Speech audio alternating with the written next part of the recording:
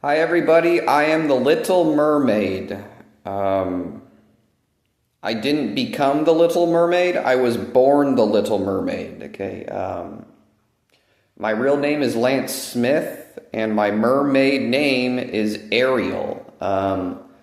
Let me tell you guys how I discovered that I'm the Little Mermaid in real life, okay? Let's see here. At age 5, I learned to fluently read, like 2 weeks after kindergarten. Not joking. Okay, the teacher said this is all, here's the 24 letters, here's all the sounds they make. After that, 2 weeks later, I was able to fluently read. I was excited to read the Bible. I picked up the Bible, it showed me all the chapters. One chapter was called the Song of Songs. I think most Bibles, it actually says it's called the Song of Solomon. Anyways, at age 5, I opened up the Bible and I read the entire chapter of the Song of Songs, and it disgusted me. I hated it.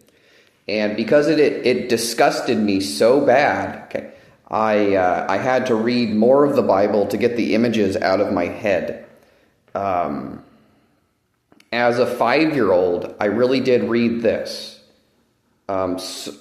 King Solomon speaking to a woman. This was the first verse that I remembered from the Bible at age 5. Let me see here. He said, okay, he told a girl this. Okay. Let me think here. Give me a sec. Yeah, he said this to a girl. Okay. I read this as a 5-year-old, and it made me want to barf. Your breasts are like a herd of gazelles running down a mountain.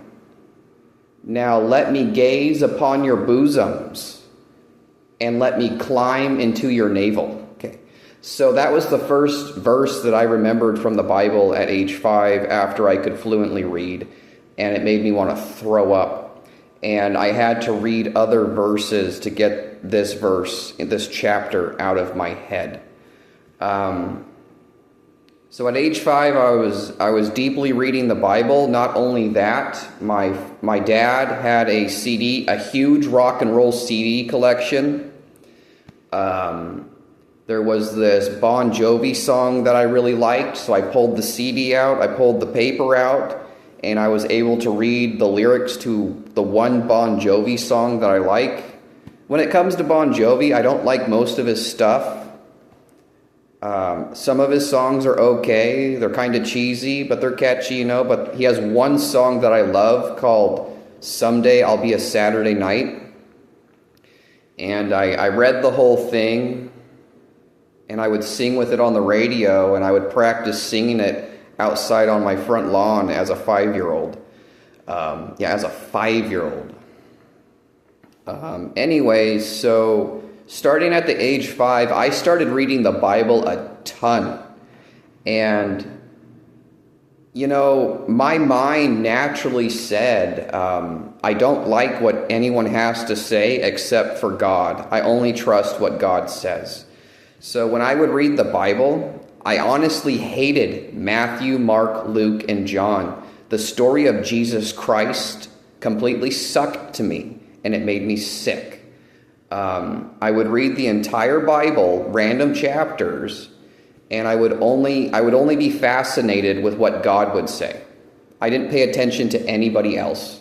I didn't pay attention to prophets, to angels, to Jesus, to Satan, to kings, to judges, nothing. I would read the Bible whenever the verse said, and God said this, that's what I would listen to. And I would try to listen to what God said the best I could. And I was also fascinated with Proverbs. So I would listen to what God said, and I would listen to Proverbs. These Proverbs would say, each proverb would say something like, this is what a good person does, and this is what an evil person does. If you make this choice, this is what happens. If you make this choice, this is what happens. So I would read the Bible a lot on my own, just listening to verses, saying what God would say. And I would often randomly open up Proverbs and try to read them and try to live the Proverbs. And I was like, as I'm going on, I'm just like, how do you live a proverb? I'm trying to live a proverb at age 5, 6, or 7, and it's not happening. I'm like, how do you make this happen? You actually live the proverbs later in life. There was things that God said that really did stick to me, that I did listen about. God said, a wise man is silent and slow to speak. So I wanted to be a wise man.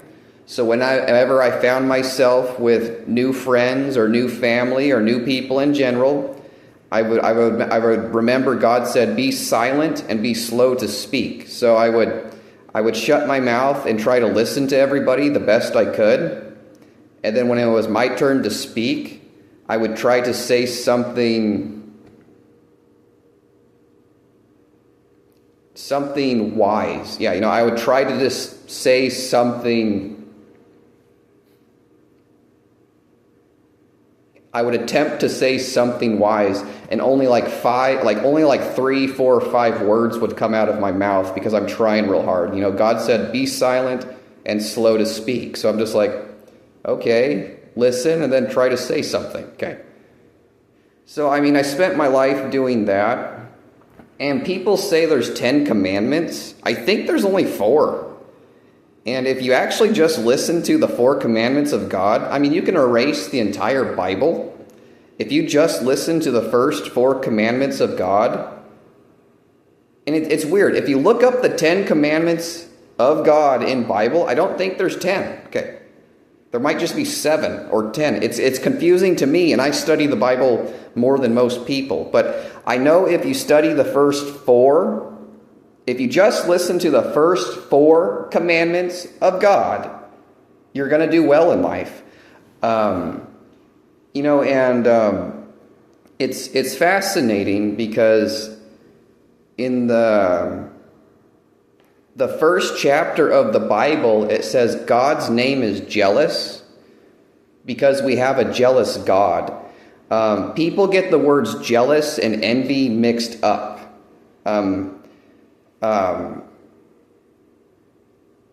Everybody gets the word, and pretty much no one uses the word envy, but everyone uses the word jealous as the word envy.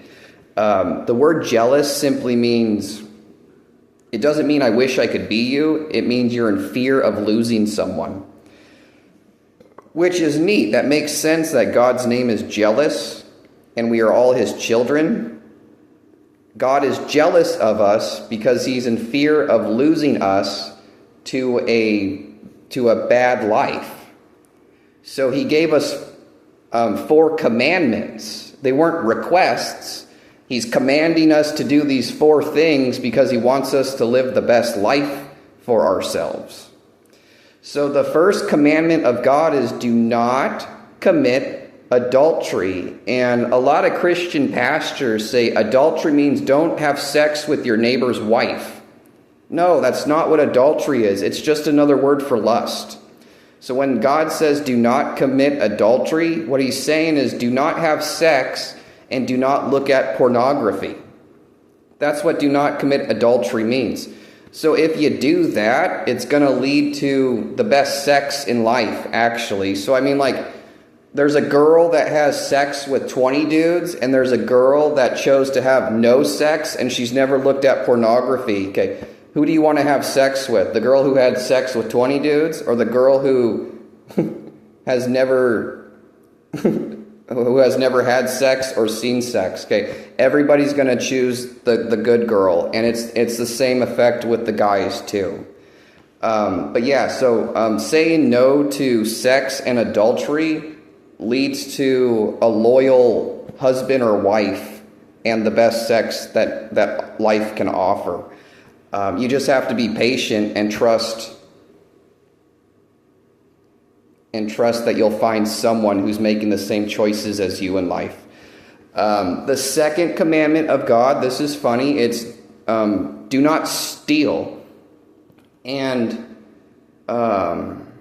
it's funny. It's simple. Just do not steal. So the idea is, if you are a man and someone steals from you, it really, really upsets you. Okay, if someone steals the wrong thing from you, you have no problem beating them to death. Okay, so God says, do not steal because He cares about you. He doesn't want you to get beat to death. Not just that, if you're in a community and you get caught stealing from a store, okay, you get degraded in the community. So the first commandment God is telling you, okay, is do not have sex, do not watch pornography, because that degrades you in a community too. People appreciate someone that says no to sex and pornography, and they're waiting for the right boy or girl in their life. It's a simple concept, but it takes someone like me to point it out to everybody.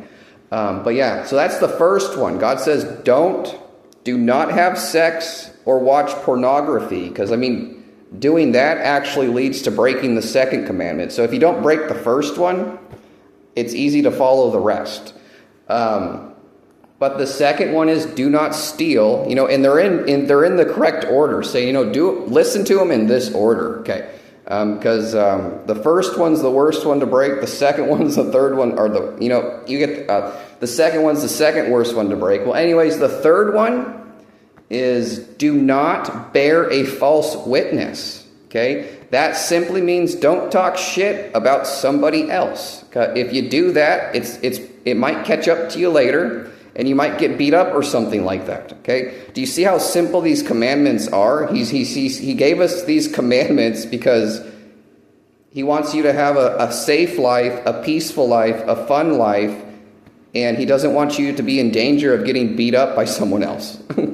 So don't talk shit about someone else.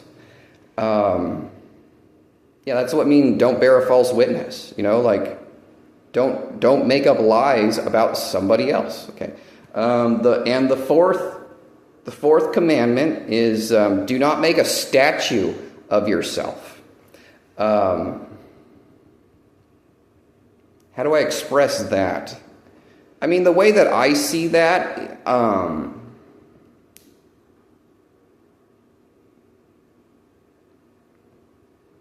the idea, I see that one in two different ways. Meaning you don't want to steal somebody else's work. Okay, so don't create a statue of yourself. Okay, let's say your friend makes a really wonderful painting and he gives it to you. And you put it up on your wall, and somebody comes over and says, I really like that painting. And you tell them, I'm the one who painted it. And they're in awe of you, and they give you worship for painting the picture, but you didn't paint it. Okay, that's making a statue of yourself. You never want to do that. Okay, the other reason you don't want to make a statue of yourself is, let's say you're a rich person and you want to glorify yourself. So you make a statue of yourself because you want everybody to recognize you for the statue you made. It's going to backfire on you. You want people to make a statue of you because they want to, not because you paid money to look at the statue and have everybody worship you because you made a statue. Okay, I think it's something like that. But I think the verse more relates to don't steal somebody else's work. Like, have you guys seen that movie where I think the guy's name is Bradley Cooper acts it, where he acts the part where he's getting ready to break up, or his wife is getting ready to leave him, and in his basement or something like that, he finds a book manuscript, and he tells his wife that he wrote it, and she is really impressed. So she stays with them because he wrote the manuscript that he didn't, and he publishes it in his own name, and he gets a bunch of money and a bunch of fame for writing this book that he didn't write. And his wife stays with him, and he gets all the money and he gets all the fame, and then Then when all the money drains out, his wife leaves him, and at the park he ends up meeting the author, and the author's sitting right next to him, and he goes, the author tells him, so you took my manuscript and you published it, and you took all the money and the fame, and I just get nothing out of it? And the guy was like, yeah, but the end of the story, he's sitting next to the author, and the man who stole it has nothing. He has zero money. His wife is gone. He has nothing, and he's stuck sitting next to the author of the book. Okay, so his life went to crap. I mean, even if you're a crappy writer and your wife leaves you, it's better to be yourself and accept yourself for who you are and make the most of life than steal somebody else's work, because it's going to fall apart harder and worse than ever in life. So yeah, I believe that's what it means by don't make a statue of yourself, is don't steal someone else's work. You never want to do that. Yeah, so the 4 commandments of God, if you follow them, I mean, you don't have to read any of the Bible. You don't have to study anything. Just don't have sex or watch pornography. Don't steal. Don't lie about other people. Okay, and don't steal someone else's work. If you do those 4 things, it's going to take you really far in life, and you're going to have a fulfilling life. It just takes someone like me to point it out to everybody. All right, where am I going? Okay, so how did I find out that I'm the Little Mermaid? Not a good story. Anyways, at age 22, something scary happened to me, and I looked back on my past, and I was able to see, wow, I was listening to God and all the Proverbs. Many adults were telling me Lance is a very, very wise person, a very, very wise kid. And, I looked back on my past at age 22, and I told myself, like, holy shit, I was an extremely wise little kid. And when I looked at my past,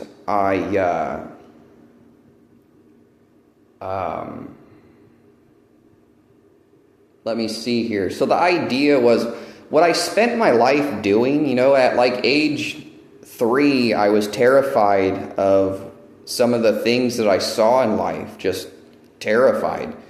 And, I find out that there's this book about this guy named God, and he says, listen to me, and when you die, I'm going to let you into heaven, where you're going to escape everything that you're afraid of on earth. That was the idea. It's not like, yeah. So the point of dying and going to heaven is you die and you go into heaven, and you leave all your problems behind in life. Everything you're scared of, all your problems, they're just gone, and you're in heaven. So God said, listen to me, and when you die, I'll let you into heaven, and everything's going to be fine and wonderful forever. So, God said, don't sin. God said, do not sin, or at least do not sin the best you can. So that's what my life was. At age 3, I was so terrified of some of the things I saw in life that I just wanted to die and go to heaven. I had no dreams of the future. I didn't want a career. I didn't want to go to Italy. There was nothing. Okay. I just wanted to die and go to heaven. So I did my best not to sin and to listen to God the best I could. So I was a very odd individual to my peers and to a lot of adults. What is wrong with this kid? He's like trying to be perfect. He's trying to be well-mannered. He's trying not to sin. What is wrong with this kid? Why is he acting so mature at such a young age? It's trippy. Yeah, like at a young age, he's just perfectly mannered, perfectly obedient, He listens to you. He talks to you. He responds to you. He can hear what you're saying. It weirded a lot of people out, and it impressed a lot of people too. So the idea, my life was, every day was, do your best not to sin and try to make laughter. So I laughed at every aspect in life as much as I could. And I tried not to sin. I'm not trying to save money. I'm not trying to build credit. I'm not trying to make lifelong friends. I'm not looking for a girlfriend. I'm looking for a soulmate. That's what my mind said when I read Adam and Eve. God said Eve was created from Adam's rib bone. So my mind told me that every girl is a rib bone and every man is an Adam. And every man is looking for their own rib bone. That's how I saw life. Okay, so it's not like I'm looking for a girlfriend. I'm trying not to sin, and I'm trying to find my rib bone, and I'm trying to die and go to heaven. So I told myself, if I can't find my rib bone here, I'm going to die and go to heaven and find my rib bone in heaven. Okay, so anyways, as I get older, there was more scary shit in life, and the more I just wanted to die. So every day I was looking forward to just dying and going to heaven. At night I would pray to God to kill me in my sleep. I would pray to him. I'm going to wake up tomorrow. Please let me get into a car crash and just die and go to heaven. And I had no fear in life of anything. I had terrible parents, but I loved them so much. And I would fight for both of them. I would fight anything or anyone. I had no fear. As a 7-year-old, I was ready to fight Mike Tyson, man. I just wasn't afraid of anything. And because I was looking forward to dying, and I wasn't afraid of anything, I'm going to say I probably had more injuries than Evel Knievel. I tell you guys what, man, I was an extreme sports artist. I had no problem fighting or playing sports. Just trying stuff like jumping off a roof with an umbrella. I'm not afraid to die, so you go jump off a roof and you fall 5 feet down and it hurts like hell. I broke a bunch of bones. My extreme sports days, I probably had 30 different minor concussions. A minor concussion only lasts anywhere from an hour to 2 days. I probably had 30 of those. They hurt like hell when you first get them, but they wear off soon enough. But, I just had shitloads of injuries, man. I was just always getting injured and healing. I would get injured and I would heal, and a couple days later I would get injured again and I'd have to let it heal, and it was just a continuous process. It just wasn't clicking for me at all. I'm just like, damn, this whole injury stuff sucks, man. I went through some bad things, man. I broke bones. I once slipped and fell on a barbecue and barbecued. My whole entire arm looked like a singed hot dog, man. That sucked like hell. I once climbed a fence about 6 feet high, and I jumped off of it. And when I buckled my knees, I smacked my chin on a water spigot, and I bit half my tongue off.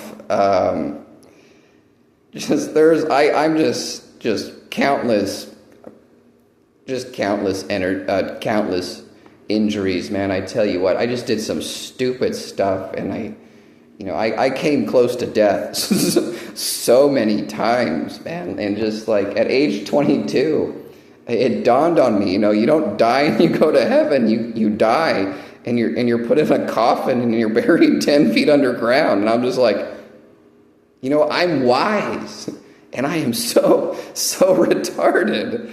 And after that, I wasn't retarded anymore, and I didn't try to make, well, actually, okay, how do I explain this? I wanted to take my wisdom deeper, and I did, okay? I didn't just start reading Bible verses, okay? I read the Bible from cover to cover, okay? The whole damn thing, from page 1 all the way to the end, 1,200 pages. And, I started seeking out heavy wisdom, huge wisdom. And in the process, I was trying to put a life together for myself. Now I'm trying to make friends. Now I'm trying to put dreams together. Now I want to put a party together for my friends. Now I want to learn to make a special alcohol drink. I want to get better at cooking chicken cordon bleu. There was a list of things, I had to break down, what am I in life? I told myself, what? I'm not into extreme sports because they're so dangerous. I'm now a safety first person. I'm not into drinking alcohol like I was. What am I into? What is Lance? I told myself, I'm a versatile person. What else? What do I make out of this? So I was putting myself together, and eventually I had a hallucination that just completely ruined my life, and I needed a little bit of help, but nobody gave it to me. So all I had was the Bible. And, I got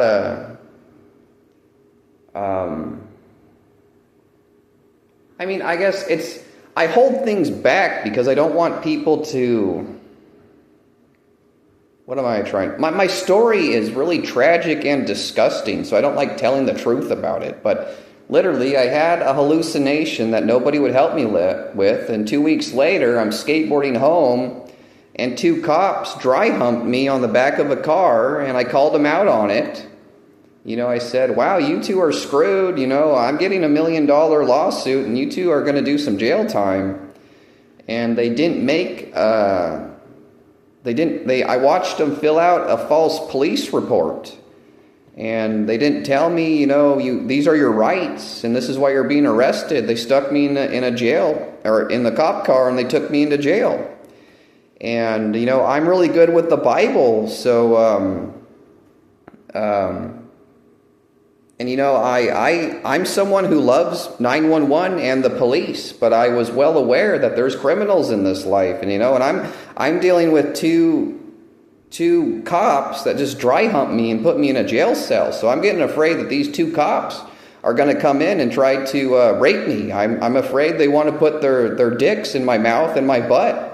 So I'm in a jail cell, and I remember the story of Samson. The end of Samson's life. Samson was a man with super strength, and his hair was giving him his strength. And his hair got cut, and he lost his strength, and his eyes got cut out. And he was getting ready to be put to death, and Samson prayed to God to get his strength back one more time to push a building over on the people that were trying to kill him. And God said, okay. And he got his strength back, and he pushed down concrete pillars that weighed thousands of pounds, millions of pounds. And Samson killed all of the people that were after him, but he killed himself too. But anyway, so I'm in a jail cell, and, I prayed to God for that Samson strength. I told him, man, God, I am as scared as it gets, man. I don't want to be raped. Please give me the strength to headbutt down this 4,000-pound steel jail door. So I took my shirt off. I've got a 12-pack.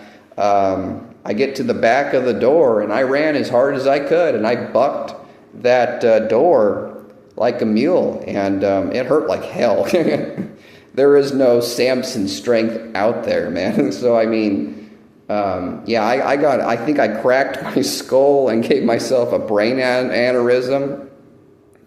When I tried to explain it to people, I tell people I hit the door, and the force was not with me. The force was against me. Okay, it felt like this just.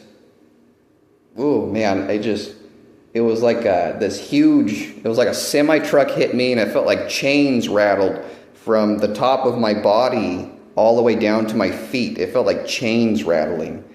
And my vision turned from red and gray. Okay, it was like concrete and blood. But yeah, I could see outside, but everything was in gray and red, and everything was painful. So after I bucked the door, okay, I go, oh, I'm just like in this puking, intense pain, and the cops opened the door, and I thought they were trying to rape me.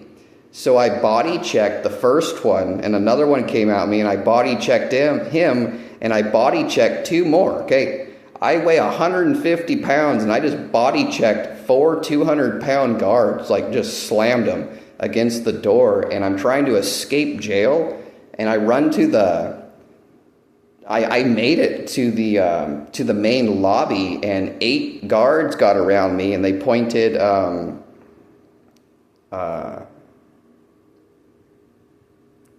tasers at me, and I put my arms up. I was like, I don't want to be tased, so I'm just going to obey these guys. So I'm in pain, and I got my arms up, and they say, drop to your knees. I say, no problem. I get to my knees, and they say, put your arms out, so I have my arms spread out like I'm looking like Jesus Christ, and one of the guards says, I want you to put your head down. I said, okay. So I'm on my knees. He says, I want you to become perfectly limp. I said, okay.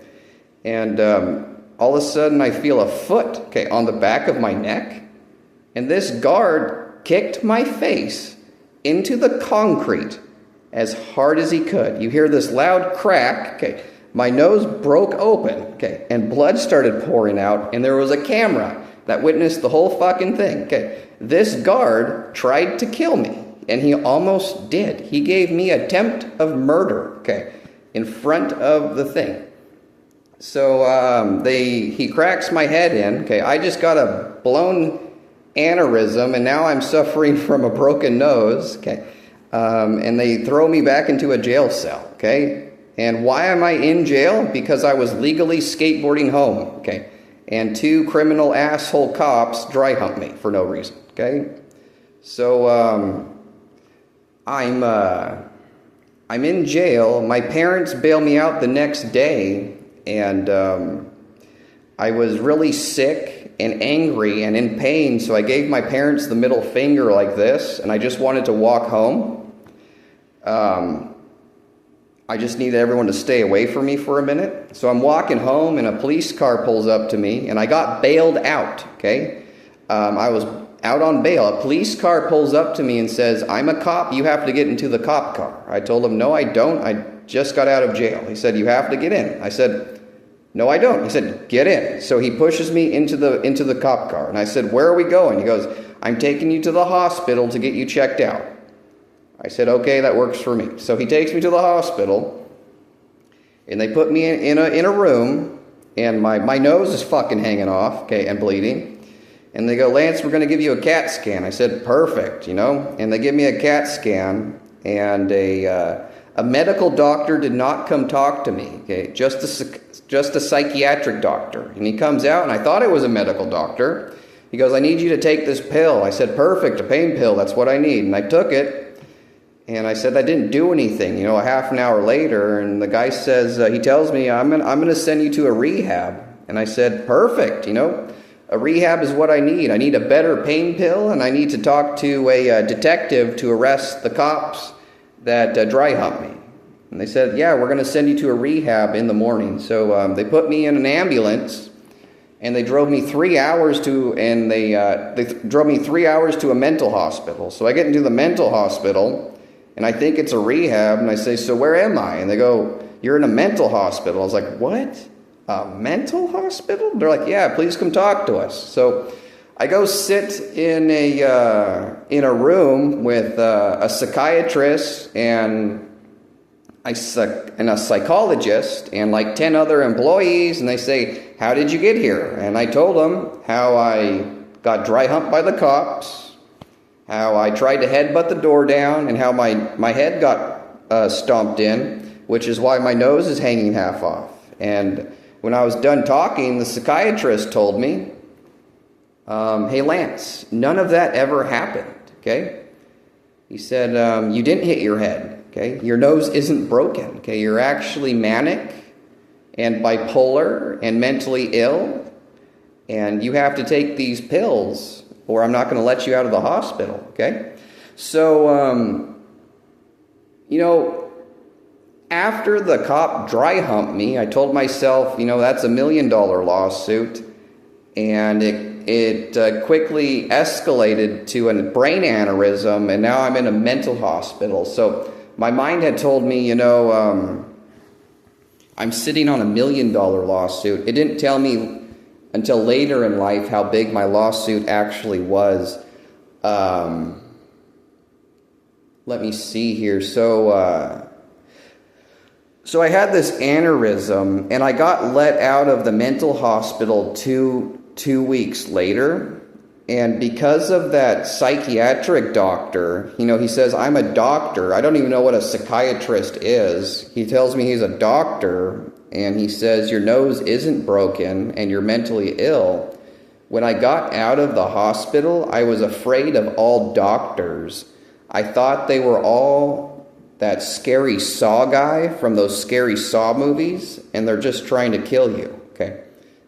Because I was in pain, I'm seeing in blood and concrete, and this doctor doesn't help me, and he's forcing me to take pills that make me feel like shit. So when I get out, I don't want to go to a medical doctor because I think they're just trying to torture me. So I didn't go to a doctor, and I did have a real brain aneurysm. So, as time went by, I told myself, what in the fuck actually happened, So, that guard stomping my face in front of the camera, that was real, and I really got bailed out, and there was no legal right to take me to the hospital after I got bailed out. If they're going to take you to the hospital, they have to do it from jail, not after you get bailed out. So, something happened there. Maybe the guard that stomped my face in, he called a dirty judge or a dirty cop and said, holy shit, okay, I tried to kill this kid and he's still alive and we need to do something, we owe him, $50 million and I'm going to go to prison for a long time. We need to do something. So, it might be a judge who had $10 million who said, you know what? We don't want to give him $50 million, so let's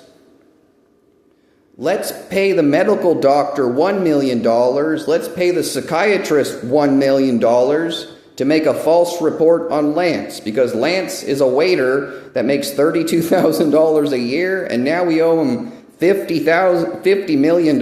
So let's cover it all up. Okay, so that. It's going to be something like that happened. It was a quick chain reaction. Just someone with money said, make a false report on the kid who just got sexually assaulted and a guard tried to kill him. So anyways, I get out of the hospital and my aneurysm hurt like hell. And to be honest with you guys, I didn't fall asleep for 2 years. There was always this blood pumping migraine in my head for 2 years.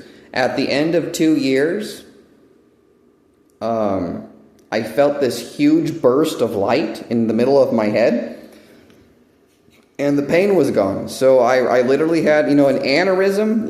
The brain is filled with a bunch of blood vessels, really, really tiny ones. They're like the size of hair.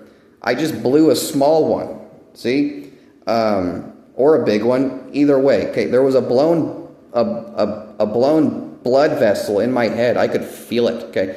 And it took 2 years for the vessel to heal.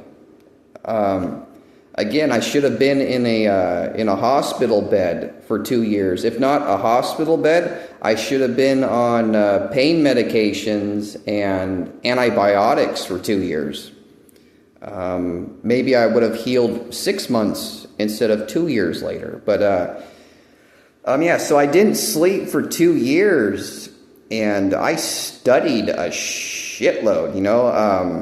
I read the Bible from cover to cover 2 times, and, you know, I started trying to stop the bad guys in my life, and I kept going to jail illegally, and I ended up getting sent to the mental hospital 13 different times. I probably got arrested 25 different times, and I always asked for a speedy trial, and the judges broke every law there is, and they didn't give me one.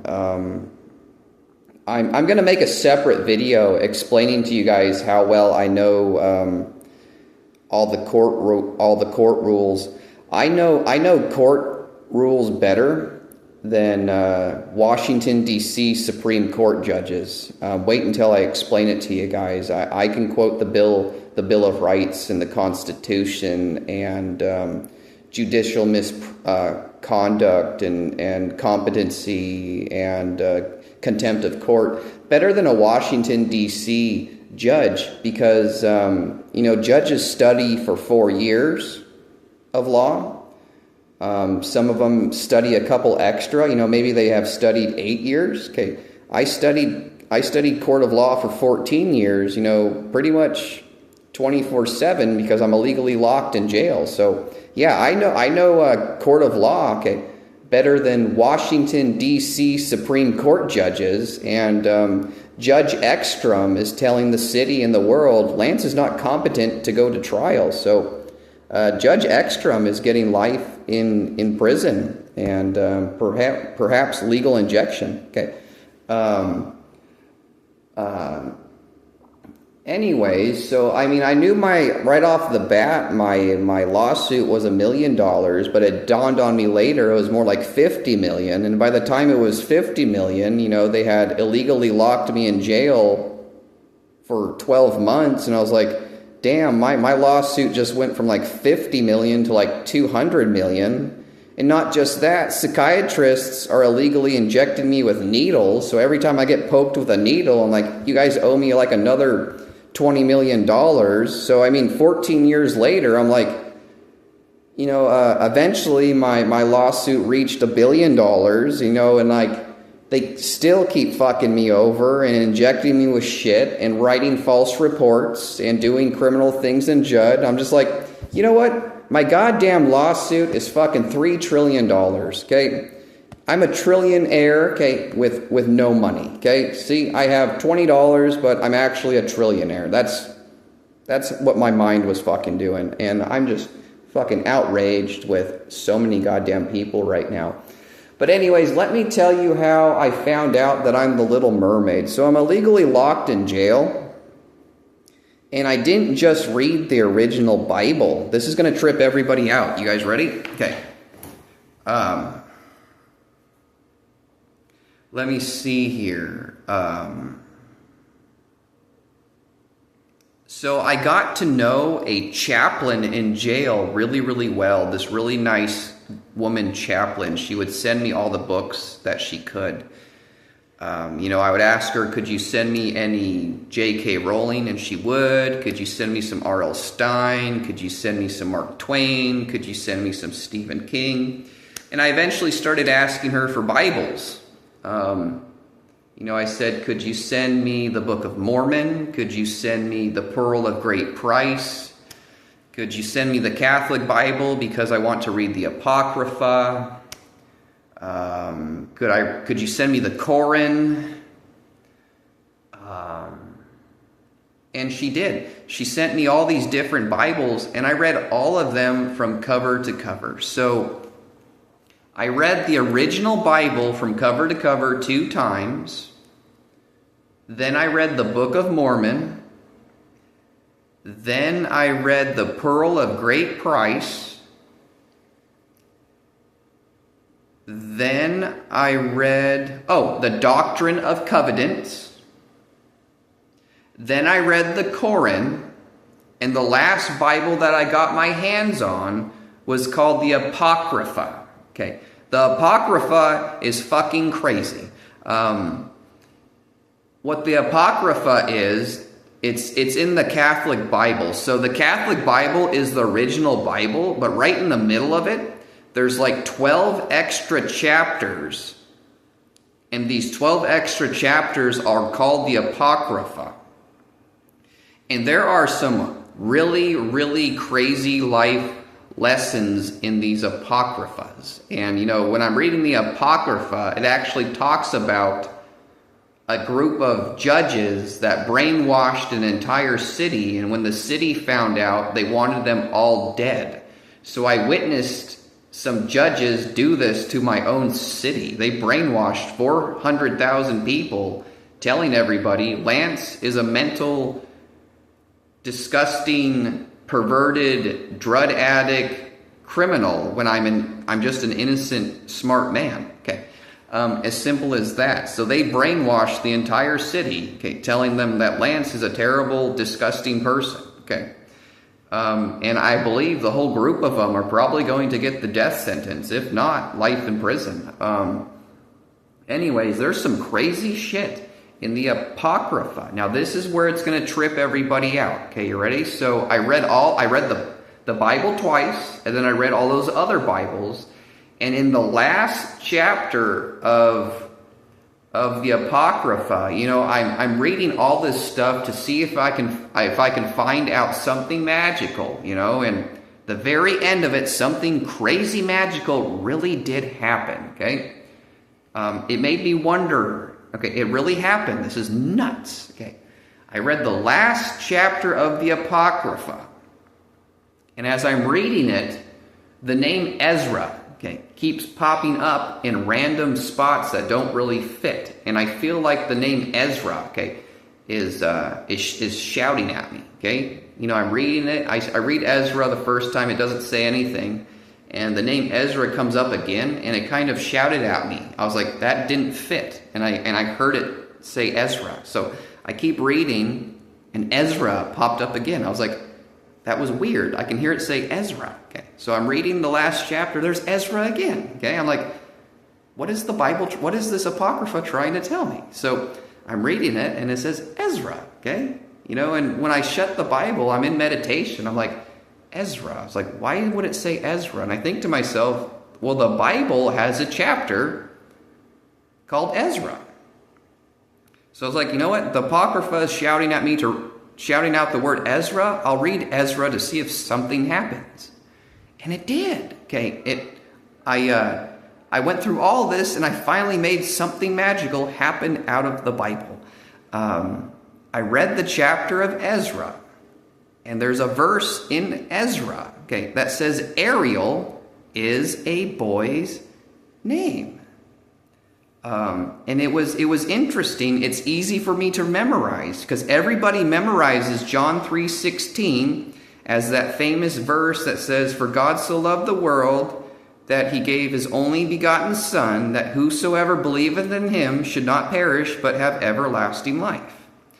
Now, Ezra 8:16 says the Lord God called upon 9 prophets. And it lists all the prophets. They all have these really Bible boys' names. And it says, and they called forth Ariel. Okay. So I was like, that was funny. Yeah, so the name Ariel appears one time in the Bible as a boy prophet. Okay. And, I was like, so Ariel's a boy's name. I was like, I like that. I could be Ariel. I could be Ariel. Then I thought to myself, the cartoon Ariel. My mind's going into meditation. I was like, no, I wouldn't be the Little Mermaid. And I thought to myself, you know what? There is a part from the Little Mermaid that I can dramatically relate to. But before I got there, I had to imagine myself with red hair, okay? And red hair and just red hair for the beginning. But anyways, I thought about it, and I was like, you know what? I can't relate to any parts of the movie except for the beginning, and I dramatically can relate to the beginning. What happens? Okay, so there's a big city of mermaids, and they're having a giant singing party. Okay, and in the middle of the party, they go, and it's Ariel's turn to sing, okay? And they go, all right, Ariel, sing. And Ariel's not even at the party, okay? Where is Ariel, okay? Where is Ariel, okay? In the beginning of the movie, she's not at the giant mermaid party. She's in a sunken ship, okay, looking for treasure, okay? And I can dramatically relate to that. I mean, like, starting in middle school, let's say there's a bunch of popular kids, okay? I'm one of the popular kids, and I don't like the popular kids very much because I heard most of them, if not all of them, are into having 2 girlfriends, and I'm not into that at all. So I have no problem not hanging out with the popular kids at all, okay? They all give me a headache. But anyways, the sunken ship, I can dramatically relate to that. I was starting in the 6th grade by myself. I was into finding abandoned houses, old abandoned houses that are taped down.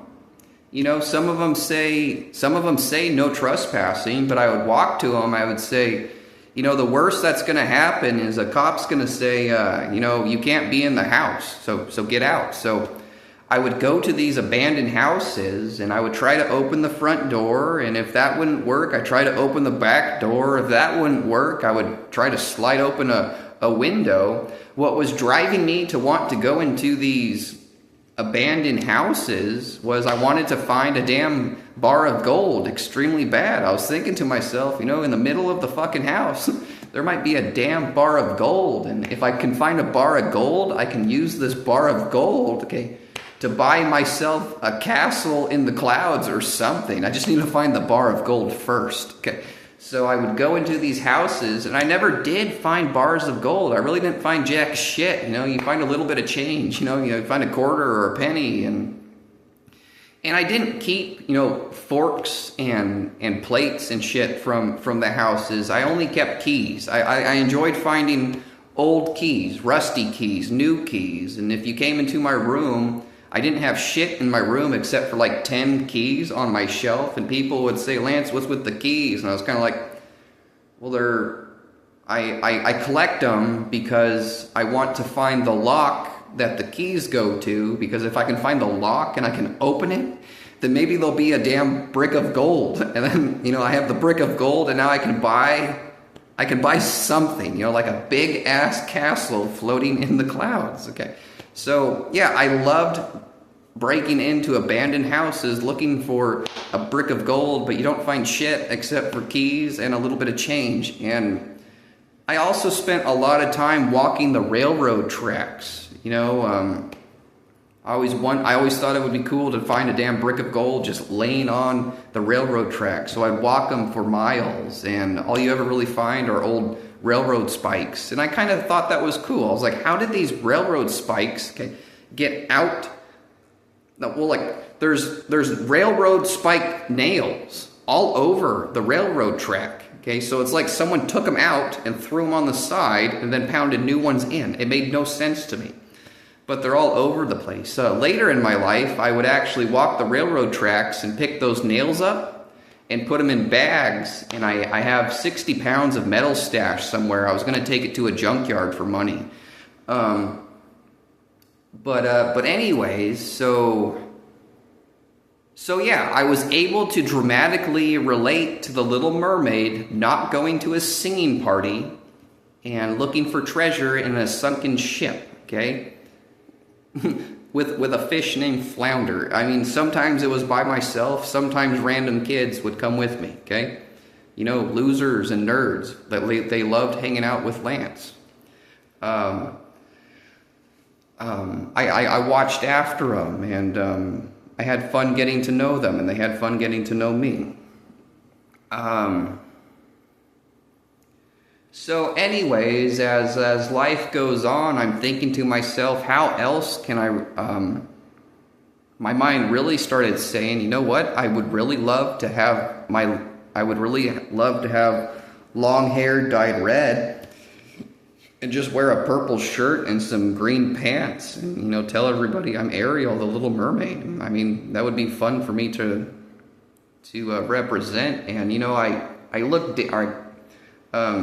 concentrated on the as I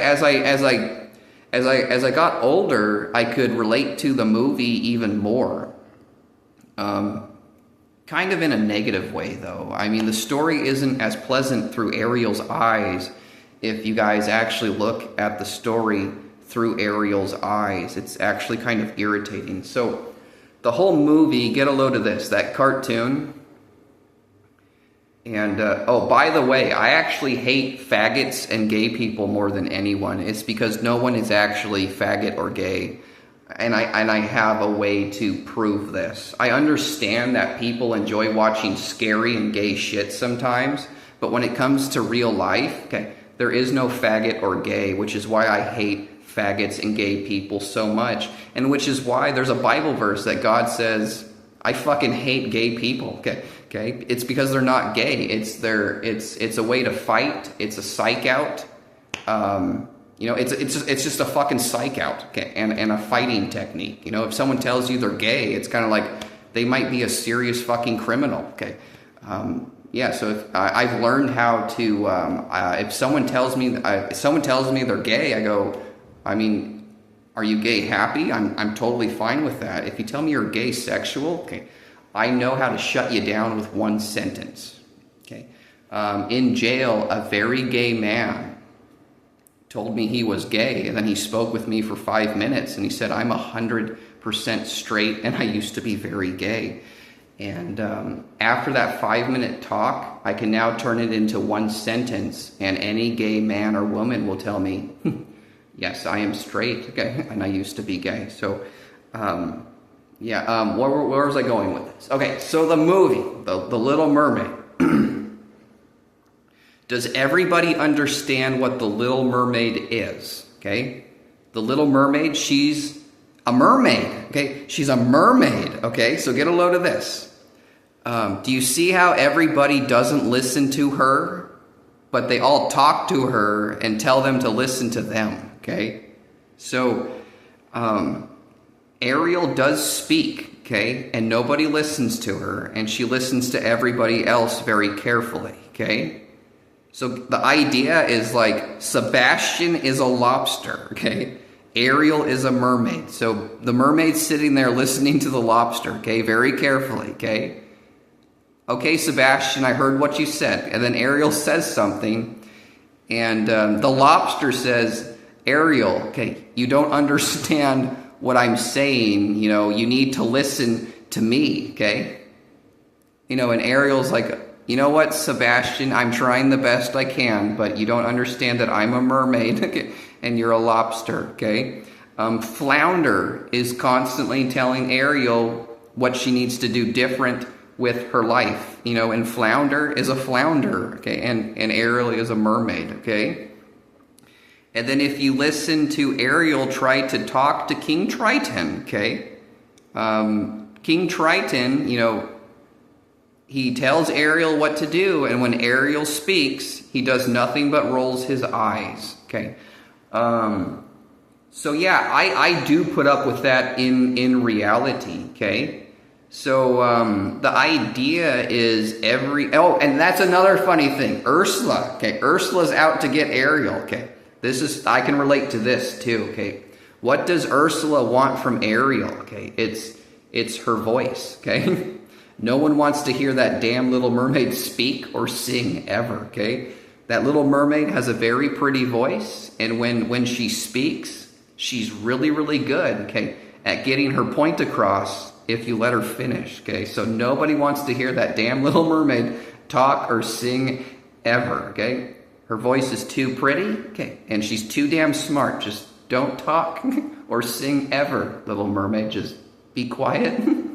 And just Ariel has to just listen to everybody. But the idea, okay, is Ariel is a mermaid, okay? A mermaid, okay? Not a fairy, okay? Not a leprechaun, not a seahorse, not a flounder, not a lobster, okay? A mermaid. And everybody's telling the mermaid what the mermaid is doing wrong and what the mermaid needs to do and what the mermaid needs to listen to, okay? So everybody thinks they have control of the mermaid's life. Let me see here.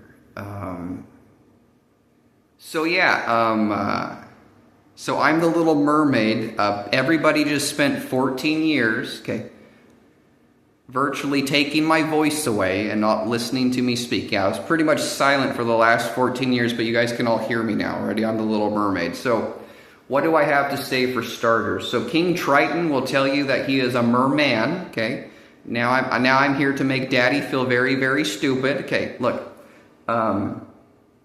The word mermaid, okay, is a boy word, okay? So Daddy, if you want to feel stupid, okay, get it right for the first time. Tell everybody that you're a mermaid, okay, not a merman. As soon as you say mermaid, you'll understand how stupid you are, okay?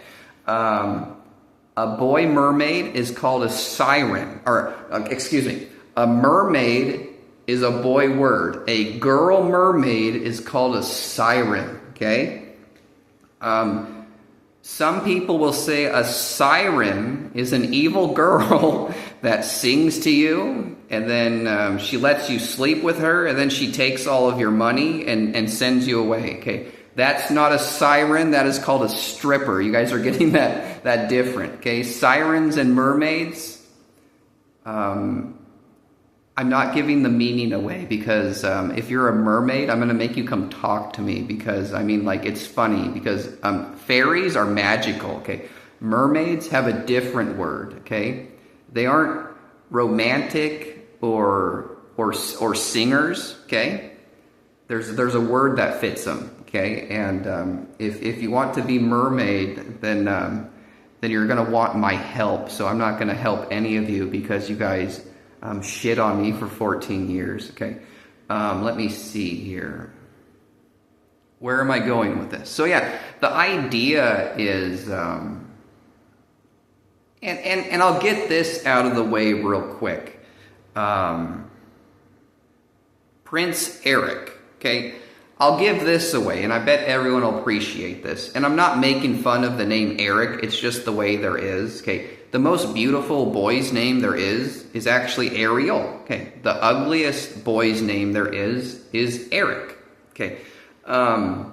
You know, so that's funny, you know, because people are like, you know, in real life, you know, they go, they see a girl that they like, and they say, you know, you can be Ariel, and I'll be Eric. So Ariel is a boy's name, and Eric is an ugly boy's name, okay? That is funny. Maybe that's a spell that I set up a very long time ago so I could laugh at everybody who laughed at me for 14 years. But anyways, I mean, if your name is Eric in real life, just because it's the ugliest boy's name in the universe, that doesn't mean you're ugly at all. You can have the ugliest name and be the most beautiful person there is. I mean, when I'm born, there's actually a chance that my name is going to be Eric, but this go around, it was actually Lance. But yeah, I even tell people, you know, I understand imagination and play better than anybody. I mean, if you want to come talk to the Little Mermaid and you want to be Prince Eric or Sebastian or Flounder or Ursula or King Triton, I'm happy to play with you. If you even want to be the Little Mermaid, that's fine with me. But the idea is I understand that there's problems in this world, and if you want to be a bully, I'm going to call you Prince Eric and say I'm the Little Mermaid, and you need to listen to me, or things are going to get nasty for you. Let me see here. So where am I going with this? I'm wondering how long this video is going to let me make. I'm trying to wrap this up, but I have so much to say. Oh, this is where I was going. So for 14 years, you know, oh yeah, you know, I tell, you know, King Triton, you know, I'm a boy and you can call me daughter. Why is that? You know, if you're a smart man, when you have kids, let's say you have one son and one daughter, okay, they're actually both daughters, okay? That's just the truth of the matter. If you don't see that, you're not smart. So yeah, when you have kids, all your sons and daughters are daughters. Okay, so I mean, I'll even tell Daddy, you know, you can call me daughter, and if you want to be a jerk, okay, I'll be daughter and I'll beat daddy up as daughter and like get honor for it because you guys are all into honor about fighting and bullshit. It's kind of like you guys think you're funny. It's kind of like, hi daddy, I'm daughter, okay. And if you want to be a dick, okay, I'm going to beat the living hell out of daddy. I mean, there's even a Sublime song that goes, oh yeah, and if I make you cry all night, me and daddy, we're going to have a fist fight, okay. It ain't personal, it ain't me. Yeah, so if there's daddies out there who think they're funny, you know, being dickheads, I'll call you daughter and beat the shit out of you.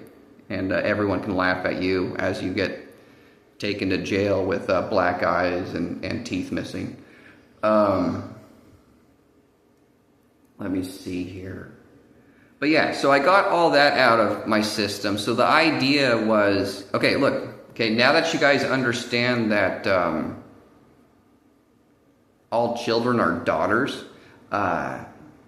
get a load of this. Some people will say, I would do anything for my daughter, okay? And do you know what causes that? Why would you do anything for your daughter? And the reason behind that is innocence, okay? You will do anything for an innocent daughter. From what I lived, I understand that's not true, but I get that, but I get the understanding. So the idea is you will do anything for your innocent daughter. Once your daughter gives her innocence away, okay, you won't do anything for her. You know, your innocent daughter wants a good life for herself, you'll do anything for her. But if she wants to go be a drug addict playboy, okay, you're not going to do anything for her. So anyways, at, in 2011, I get a hallucination and a brain aneurysm, and then 2 years down the road, I'm homeless and I'm sleeping outside in the snow, okay, getting close to getting frostbite and almost dying. And you know what? I was daughter. I was innocent daughter, okay, sleeping outside in the snow, okay, and I slept outside in the snow for 14 years as innocent daughter. And you guys say I will do anything for my daughter.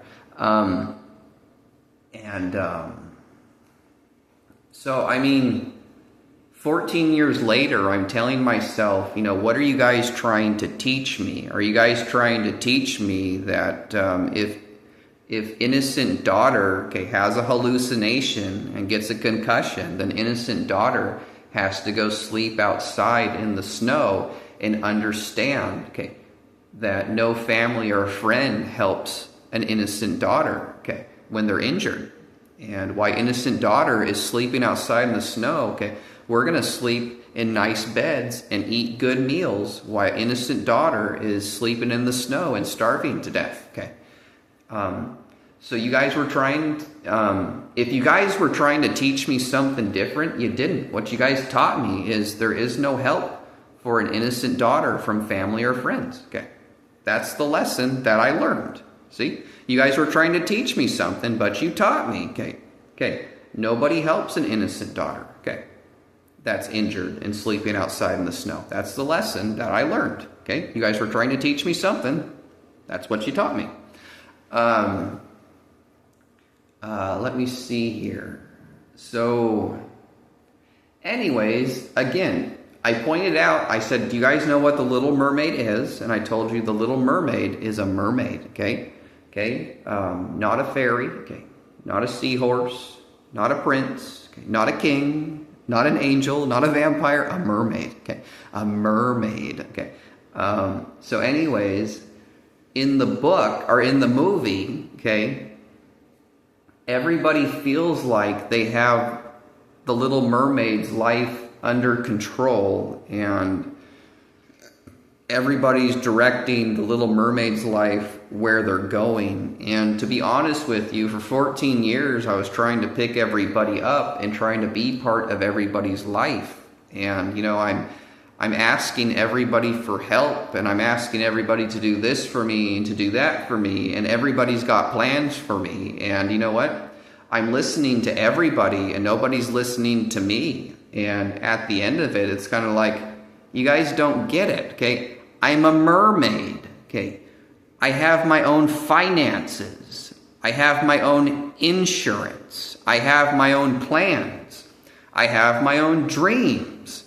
I have my own agents. I have my own doctors. I have my own attorneys. So I tried to work with you all the best I could. And you guys listened to nothing I said. So I'm going to go live my life without all of you. So, I mean, you know, maybe a year down the road or 10 years down the road, you guys can invite me to fucking something. But I'm a mermaid. I have my own fucking life, and you all fucking suck. Yeah, that's what I was trying to get at. Let me see here. This video is getting long. I need to upload it. I'll have you guys know, okay, that the man blocking my Facebook, okay, he is Prince Eric right now, and I am the Little Mermaid, and you guys need to put him in jail right now, okay? Like, don't let another second go by, okay? Say, Prince Eric, you're under arrest, okay? All the money you have belongs to the Little Mermaid, and you're getting fucking life in prison. If not life in prison, just a fair sentence. So, yeah, so I mean, it was never wise to fuck with me in any way, good or bad people. If you want to break law as a good guy, not a good idea. You have to be prosecuted and corrected, because if you don't, it higher the crime rate. So, yeah, you know, to be honest with you, I got to this point in my life where I was like, I would actually like to forgive everybody if I could, but I can't, because justice is real and crime is real. If I forgive everybody, okay, the crime rate's going to go up fucking huge. So I actually have to prosecute everybody. So I'm not punishing anyone. I'm just correcting everyone. You have to be corrected. So it's you know, the justice system, it's not called punishment, it's called correction. Okay, so I mean, if you fuck up, you're corrected. Okay, I can't forgive anybody, because if I do, the crime rate goes up the fucking roof. You know, I thought about it. I came to a point. I was like, I would like to forgive everybody, but I was like, I fucking can't. Okay, you know, I can't fucking do it. Yeah. I mean, if I forgave everybody and life turned into world peace, then I would do that, but that's not the fucking case. Okay. Yeah, so I have to fucking prosecute and correct all the bad guys and good guys who broke law against me. I mean, everything you guys did was dumber than shit. Okay. Again, my lawsuit after 14 years, I mean, even YouTube and Facebook are tacking on to it right now. It's literally a $3 trillion lawsuit. Right now, I have like $4.50. Okay. You know, I have a bag of potatoes and some butter and a gallon of milk. Okay. A couple eggs, and I got a Thanksgiving turkey, but I need to, ooh, you know what? I'll take my $4.50 and buy a pan from the dollar store to cook it. Okay. I'll have to use salt and pepper to season it. Okay. I don't have anything to dip it in. You know, I'll have to buy something to dip it in. Okay. I need some yellow curry powder to mix with a secret ingredient. Okay, let me see here.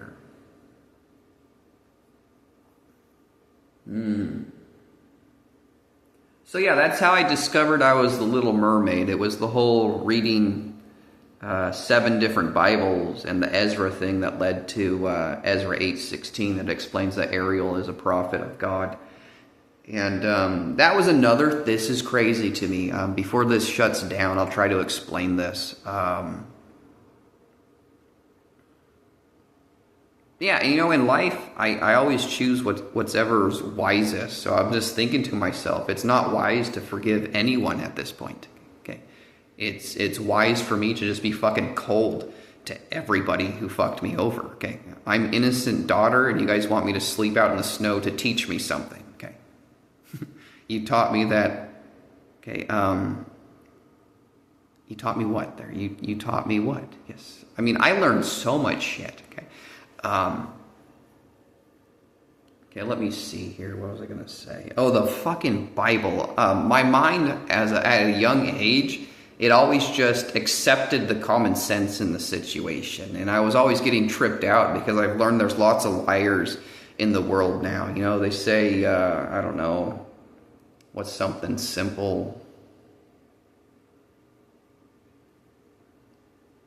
You know, people lie about shit all the time. You know, the book has 100 pages, and they say, no, it doesn't have 100 pages, it has 50 pages, okay? It says 100 pages, and they still tell you, no, it's 100 pages, okay? Or it's 50 pages. You guys see what I'm saying? There's shit like that all over the place. But anyways, my mind eventually saw the common sense in the Bible itself. So this is crazy. So look, this is what my mind did. Okay, what is the Bible? Okay, it finally blew my mind eventually. Okay, someone wrote the damn thing. Okay, what in the hell? Okay, it's you know, it was written verse by verse, and then it's coded with chapters, and you can look up the verses with the chapters and shit. I was like, who the fuck took the time to write this damn thing? Anyways, so, you know, Christian pastors and Catholic priests will tell you, okay, the Bible was written by 12 different disciples. They all wrote different chapters, and then later in life, King James took a bunch of money and had the chapters put together, okay, and it created the book 2,000 years ago, okay? So, you know, I'm thinking to myself, you know, I get where you guys are coming from, but it's total bullshit. And let me tell you why. It's the idea of God. Okay, so you guys are telling me that God, okay, spoke to humans, okay? I keep asking people, so God is what? A voice that came from a fucking cloud? You know, like, there's a human and there's God sitting next to him saying, write this down on a piece of paper, okay?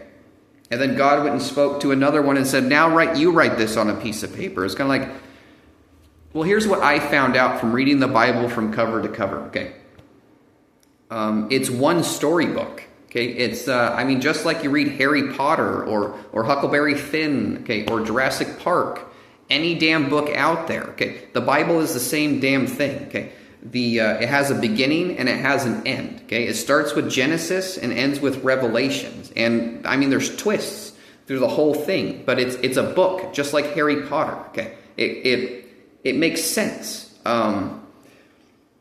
It's funny, like, in the beginning of the book, you know, there's this snake. No, it wasn't even a snake, okay? Well, it's funny. It's a serpent, okay? It doesn't say a snake, okay? It says a serpent came down and spoke to Eve and said, bite this fruit, okay? And Eve goes for it, and God finds out, and God turns the serpent into a snake, okay? So you read the whole Bible, and there's all this shit coming that happens. Well, anyways, in Revelation, well, I'm not kidding, okay? All the it's a storybook, okay? Just like Harry Potter. But anyways, it ends.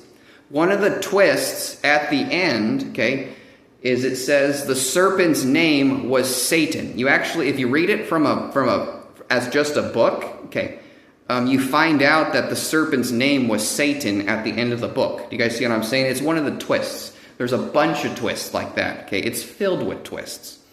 Let me see here.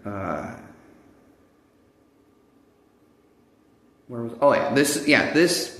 You know, people give me a headache with the Bible. They go, well, there's the Old Testament and there's the New Testament. Okay, you know, I don't like the Old Testament, you know, but I do like the New Testament. And they go, you know, and the Old Testament is different than the New Testament. It's kind of like just shut the fuck up. Let me explain it to you. Okay, the Old Testament is the first half of the Bible. Okay, and the New Testament is the second half. Okay, every fucking book. Okay, has an Old Testament and a New Testament. You guys see what I'm saying? Yes. Okay. You get the idea? It's just a goddamn storybook. Okay.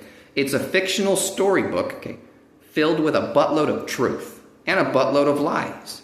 If you're a wise man, you can decipher them. Okay. Like me. Okay. Anyway, so I'm thinking to myself, okay, this wasn't written by 12 different disciples where a fucking cloud came out and said, write this shit down. Okay. It's a storybook. So it was written by one man. Okay, so let me see here. How long has parchment paper been around? People say like 5,000 years, and I say bullshit, okay? Parchment paper has been around for billions of years, if not more, okay? Don't tell me otherwise. I'm just using common sense. So, I'm thinking that if somebody wrote this Bible book today using a computer, okay, like, holy shit, okay, it would take such a long time, okay? They wrote it verse by verse, they would name a chapter, and then there's chapters in the chapters with verses, okay, verse by verse, okay, and it tells a story, then it turns into a new chapter, and it turns into a new story that connects with the chapter before it, and it keeps going, okay? And there's a shitload of characters in this book. I mean, a shitload, okay? There's some really crazy characters in there. You got Satan, you got Jesus Christ, you got the devil, you got... What other crazy names are in there? There's like Exorexes, and there's... What? Goliath? I mean, so anyways, one man wrote the whole fucking book.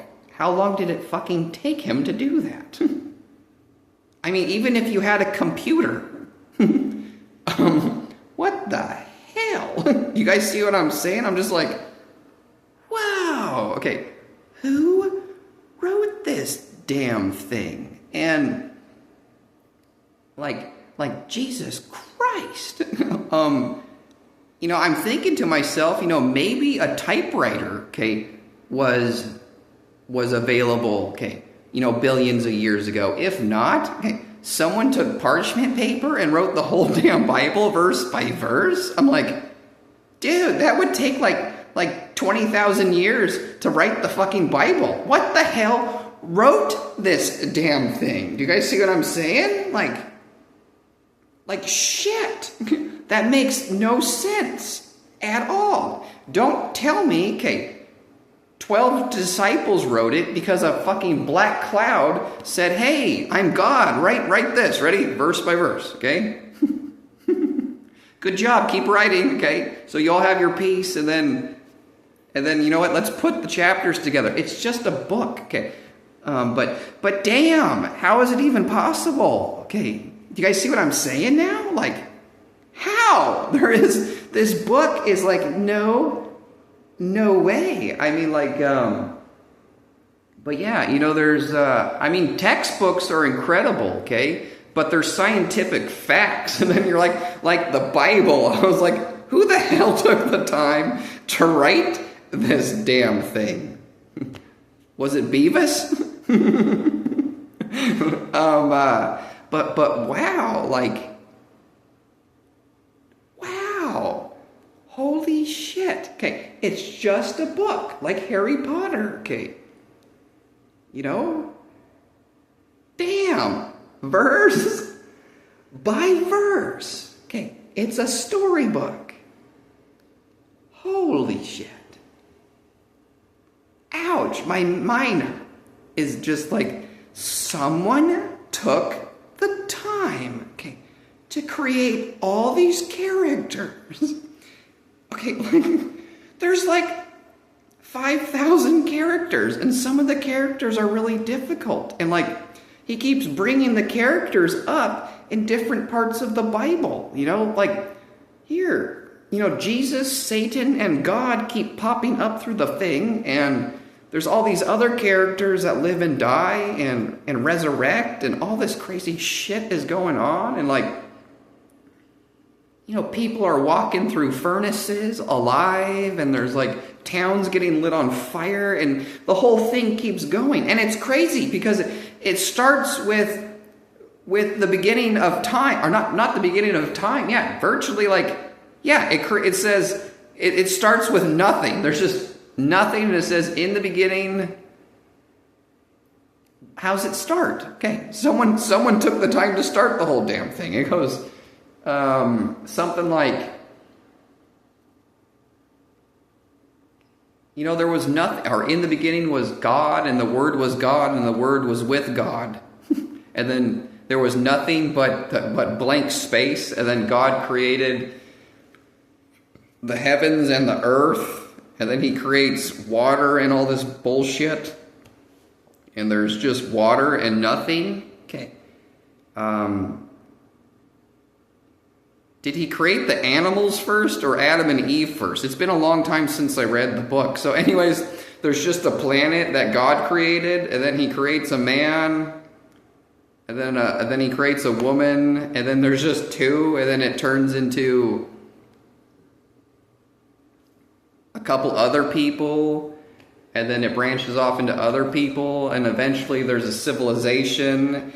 Do you guys get the idea? And then it grows into another civilization, and it turns into cities, and it turns into bigger cities, and it turns into nations. Okay, but it started. Okay, it's a book that goes like that. Okay, this is the beginning. Okay, and it grows into this, and this is what happens, and then this is what happens. This gets destroyed. This gets built. Okay, Jesus Christ is coming. You know, Jesus Christ is born. Jesus Christ is killed. Jesus Christ is alive. Jesus Christ goes to heaven. Okay, do you guys get? It's a story. Okay, it builds up to all this shit, and then the book keeps going, and then at the end, Jesus Christ does return, and it's really, really funny. Get a load of this. Have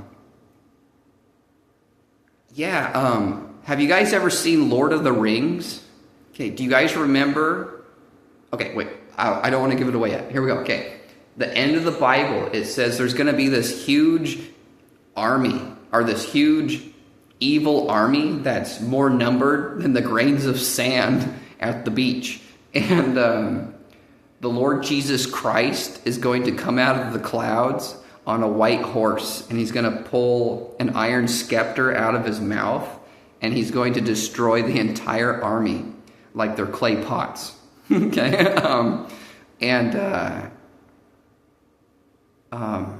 in Lord of the Rings, do you guys remember when Gandalf rides his white horse into battle? It sounds like that scene. Okay, you know, and I'm really good at making funny jokes. The Lord of the Rings. Do you guys remember Gandalf?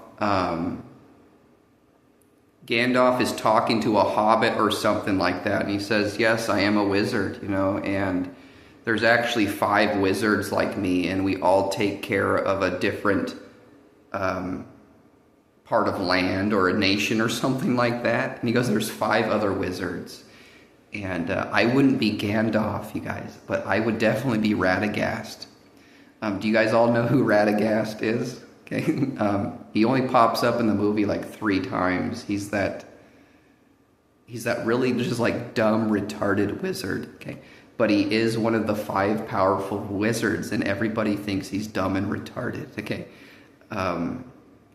but anyways, so yeah, you know, like, you know, Gandalf is said, you know, we'll say, Gandalf is known as Gandalf the Grey. Radagast is known as Radagast the Brown. You know, Gandalf will tell you, yes, I am Gandalf. You know, I fell into the hole of Mordor, and I defeated my enemy, the dragon, and I'm here to return to guide you on an adventure. And Radagast will tell you something like, yeah, I'm the wizard that saved the porcupine that had a tummy ache. That is funny, isn't it? And like, you know, I can make a joke about the situation. Like, there's that scene where Gandalf says, I'm searching for Radagast, and Gandalf finds and Gandalf finds Radagast in the woods, and Gandalf tells. What's funny about this situation is each wizard takes care of their own nation, okay? So Gandalf comes to Radagast, and he goes, hey Gandalf, you know, the dwarves are upset, the humans have to move, the orcs are ready for battle, you know, the elves are getting swords ready, you know, and on and on and on. And he says, Radagast, what do you have to tell me? Radagast says something like, my berry bushes aren't giving berries, okay, and my nut trees aren't growing nuts, okay. He says, this is a problem. If my berry bushes aren't giving berries, then how am I supposed to put jam on my toast? And Gandalf is just like, man, Radagast, you are such a little shit, you know? Okay, and then he just walks away. So, but Radagast is a wizard, okay?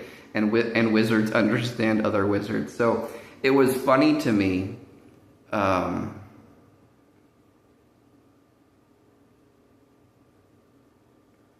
Well, there's that big war, you know. There's a war going on. What would Radagast tell his people?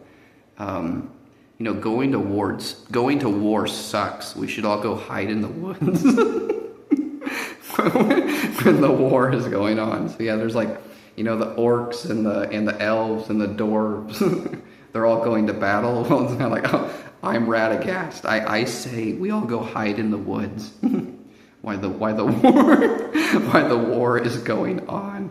So yeah, I mean, like, I thought it was funny, you know, when the battle happens, you know, Gandalf will get on a white horse and lead the battle and put an end to the and fight the battle. So when the battle starts, Radagast, he's gonna turn into a porcupine and eat a bag of nacho cheese Doritos. Yeah, so like all the nations are fighting, and Radagast and his nation are sitting in the woods eating nacho cheese Doritos.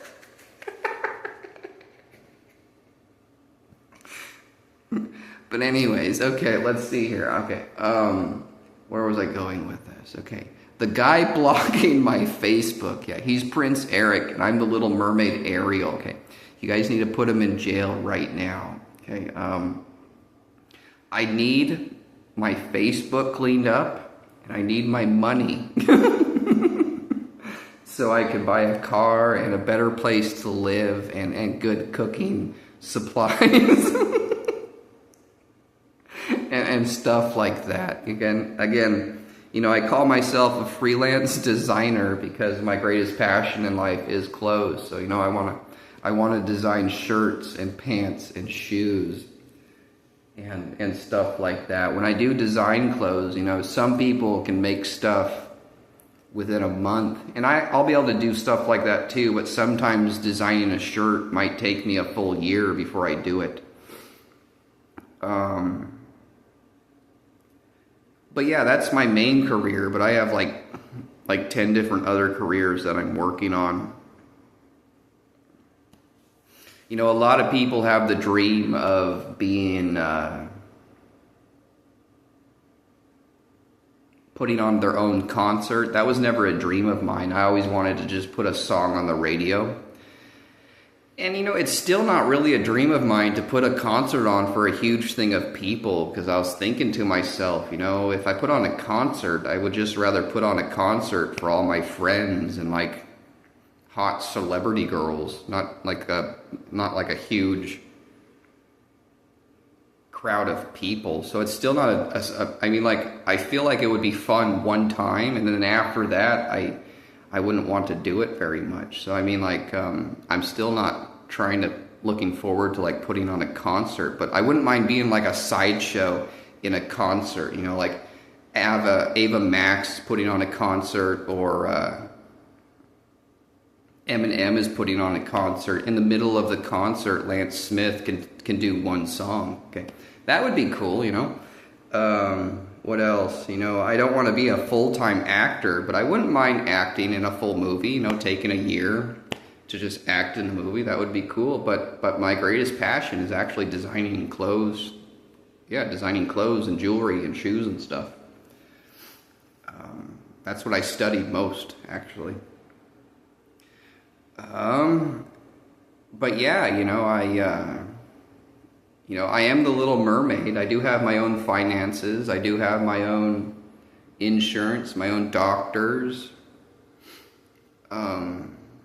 my own everything, but certain companies owe me millions and billions of dollars, and I want to collect a paycheck right now so I can progress my life and progress peace.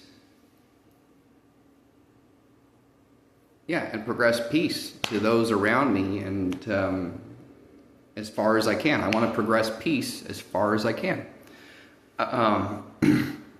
So yeah, the man blocking my Facebook right now, he's Prince Eric, and you guys need to slap handcuffs on him and put him in jail and clean up my Facebook and my YouTube and give me my paycheck so I can buy a nice car, a nice house, and start working on my other careers. I mean, if not, okay, you know, I'm forced to work with what I have.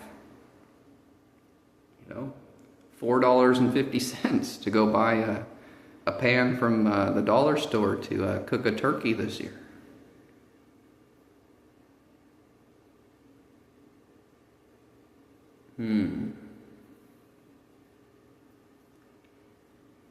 Oh, man.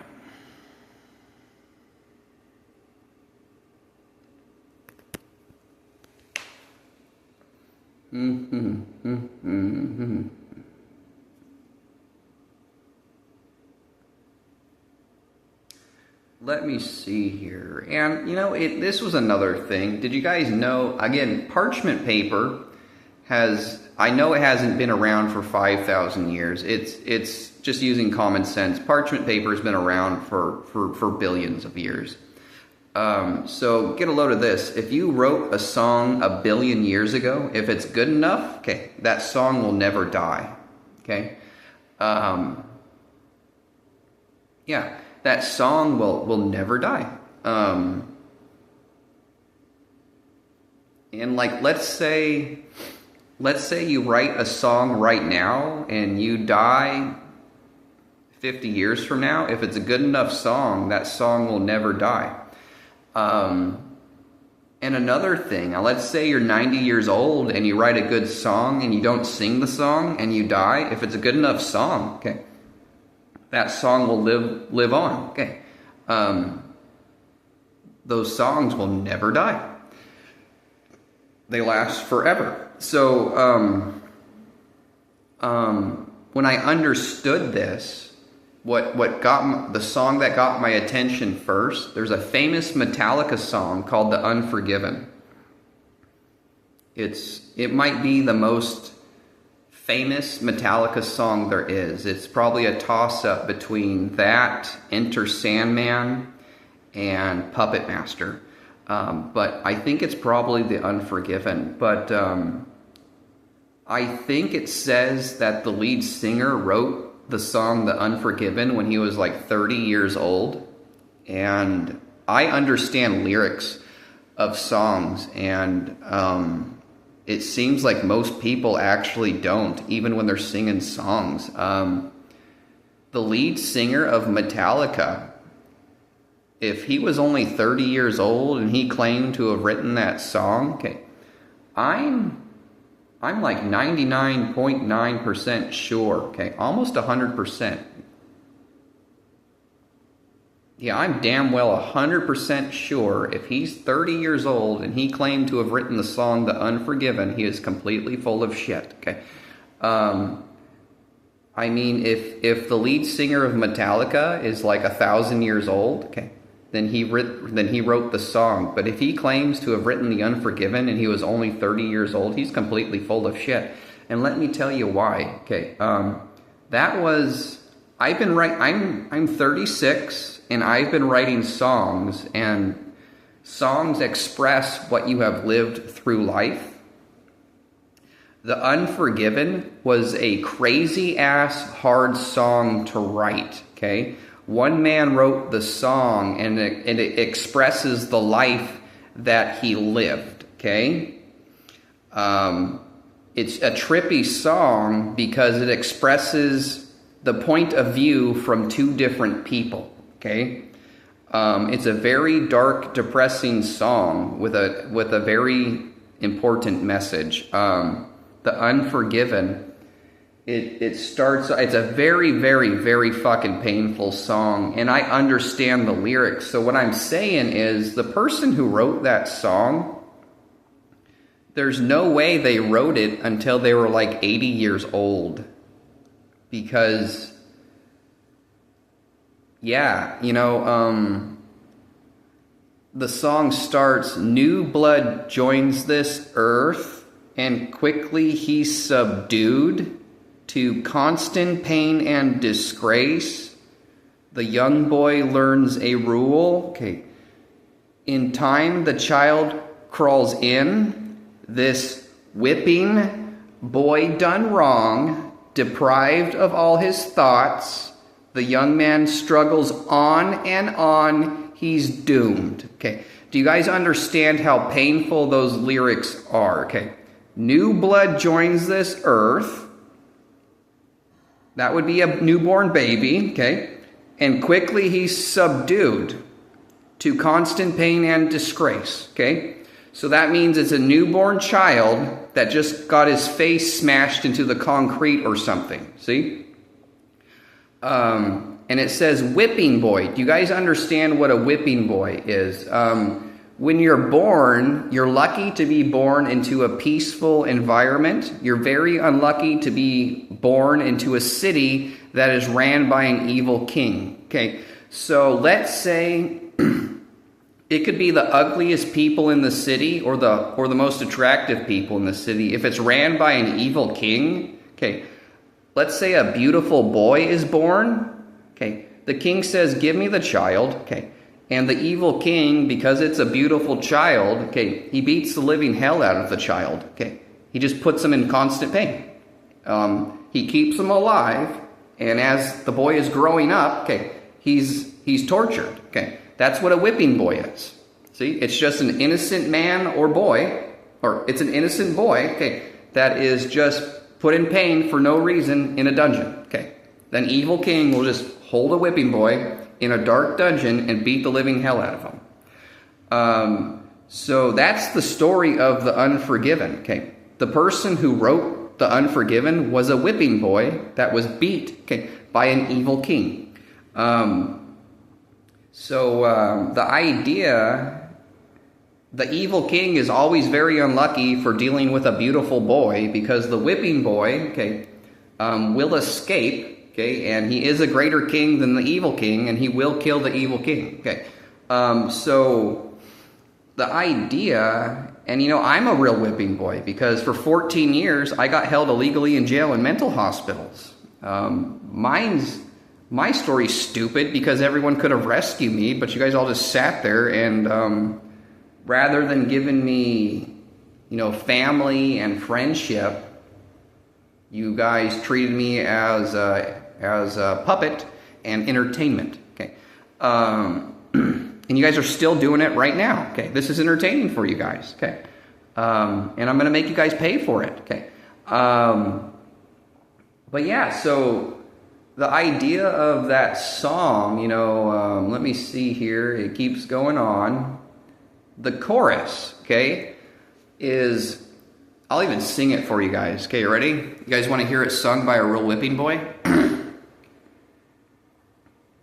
What I felt, what I've known, never shine through what I have shown. Never be, never see, and see what might have been. What I felt, what I've known, never shine through what I've shown. Never free, never me, so I don't be unforgiven. Okay, it's as if a lot of the times I'm the only one, okay, who understands lyrics, okay? The idea is when you become an abused person, if you're a good abused person, you understand how to be romantic with girls better, and you know how to make moments happen better in life. You know how to be sexual better when you become abused as a whipping boy. Okay? The idea is what I've felt, what I've known, never shine through what I've shown, okay? The idea is, though I know how to be sexual with girls, okay, never shine through what I shown, I never did, okay? Okay, never be, never see, and see what might have been, okay? What I felt, what I've known, never shine through what I've shown, okay? Never free. Yeah, never me, okay? So I don't be unforgiven. Yeah, never free in sex and lust, okay? So I don't be unforgiven. So, watch this. So, okay, to be, okay, there is, okay, here we go. Let me see, how do I say this? Here we go. Now, there's being forgiven and there's being unforgiven, okay? If you're unforgiven, you can never be forgiven, okay? So if you say, so I don't be unforgiven, is just like saying, so I will be forgiven, okay? So if you're someone who goes and has sex with 20 women or 50 women, okay, eventually down the road, that girl that you had a one-night stand with and you had really good sex with, you're going to meet her husband someday, okay? And he's not going to forgive you, okay? Do you see what I'm saying? That's the point of the song, The Unforgiven. It's a whipping boy that knows how to have sex with 1,000 different women, and he doesn't have sex with one. So I don't be unforgiven, okay? Now you guys all understand the song. So I don't believe the lead singer of Metallica wrote that song at age 30. That song is painful as shit, okay?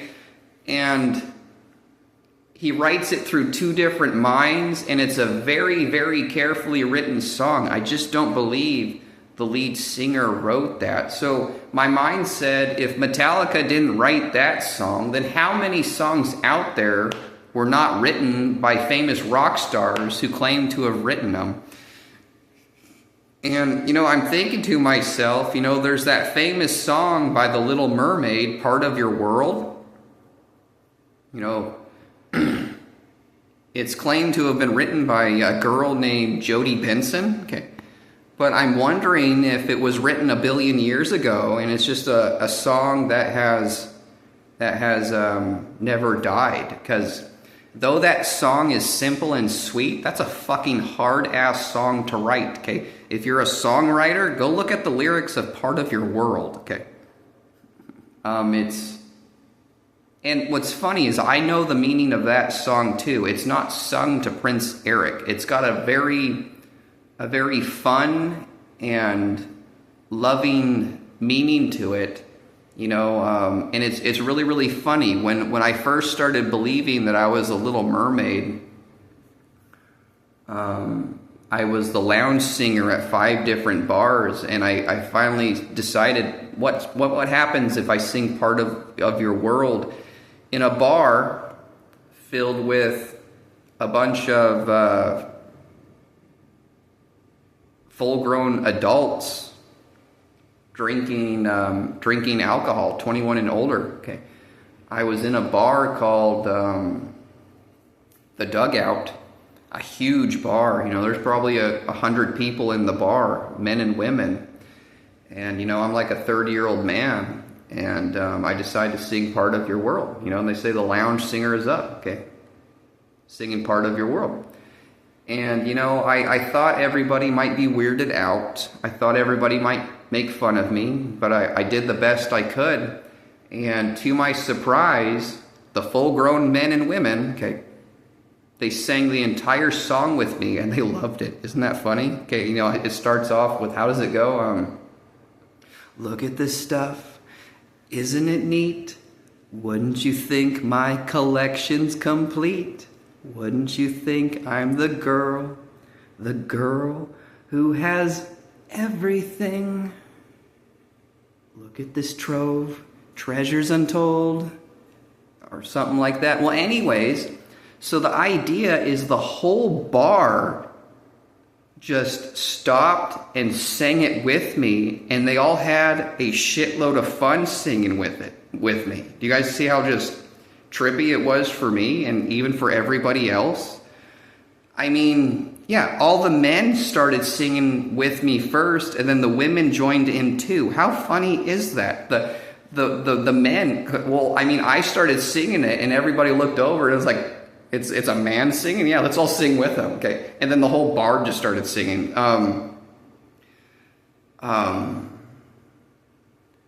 Yeah, everyone had loads of fun. They're all grown adults, okay? We're not little 5-year-olds. We're all grown adults drinking, singing Part of Your World in the bar thing. So, I mean, I believe it's a song that everybody can relate to. Boys, are men and women, boys and girls. It's a fun song for everybody to sing. It's even funny, that part. What's that part? It's filled with funny parts, and it's filled with meaningful parts. I mean, the funniest part to me is what is a fire, and why does it? What's the word? Burn. That part is so damn funny. But no, the other part is really funny. Is let me see here. Let me think here. No, it's the ending of this part when she goes, I've got gadgets and gizmos aplenty. I got who's its and what's its galore. You want thingamabobs? I got 20. But who cares? No big deal. I want more. Everyone laughs at that part. Isn't that funny? The idea was, and it's got a real special meaning that I'll give away someday, and everybody's going to love this song 1,000 more times more when I give you guys all the meaning of the song. But it's just really, really funny to me. I've had to point out to people. So the Little Mermaid is the daughter of Triton, who's the king of the entire ocean. And she literally has everything. And she goes, yeah, and who cares? No big deal. I want more. That's really funny to me. And everybody else has fun singing it too. But when I explain the song to everybody, everybody's going to just love this song so much more. It doesn't matter who you are. But yeah, so it made me more it's a very difficult song to write. So I'm wondering if the song's 1 billion years old, written by the Little Mermaid a very long time ago. And then the Little Mermaid died, and the song lived on, and then the Little Mermaid's right here again, where she left off. Let me see here. But yeah, I'm damn well positive, okay, the lead singer of Metallica did not write The Unforgiven, because his life story, okay, doesn't connect to the words of that song, okay. And what also made me start thinking was Guns N' Roses, okay? I did believe for a long time that Axl Rose wrote all those songs. Then overnight, I wondered to myself, I wonder if Axl Rose didn't write even one of those songs. And like not even one, okay? The reason I'm thinking that is you don't write songs that beautiful, okay, and then later in life fall into gluttony and get fat. That's impossible, okay? You don't write songs that beautiful, okay, make a bunch of money, you have a big ass house, you have a bunch of money, okay, you wrote 20 beautiful songs, okay, and then you fall into gluttony and get fat. I'm not buying it, okay? I'm not going to be surprised if Axl Rose didn't write one good Guns N' Roses song. He may have written all of them, but I'm not going to be surprised if Axl Rose didn't write one of those damn songs because he fell into gluttony. There is no way in hell, you write songs that beautiful, that one, There's a Heaven Above You, you've got November Rain, you have Sweet Child of Mine. I mean, Welcome to the jungle has a beautiful meaning. Do you feel my serpentine? Oh, I'm going to watch you bleed. Okay. You don't write lyrics that beautiful and that powerful and then go get fat. Okay. There's no way in hell. Okay. Yeah, so the whole Metallica song, Axl Rose may not have written any, Guns N' Roses songs. So I'm thinking to myself, how many rock stars out there have sang songs that they didn't write and they claim to have written them? It's the whole fourth commandment of God. Okay, do not make a statue of yourself. Okay, do not steal someone else's work. If you're going to sing a song and you didn't write it, be sure to tell everybody you did not write the damn thing. Because again, at age 90, you can write a song and not sing it and die. Okay, if it's good enough, it's going to live on forever. Okay, anyone can come along and pick up this song, okay, and sing it with with instruments behind it. And 20 million people like it, and the person who sang it, they have the choice, okay? They can say, yes, I wrote that song, or they can say, no, I didn't, I found it, okay? It is not wise to say, I wrote the song, if you did not write the song. It just trips me out, the whole Guns N' Roses thing. You do not write songs that effing beautiful, okay? And then go become fat, okay? Again, obesity is not a human trait.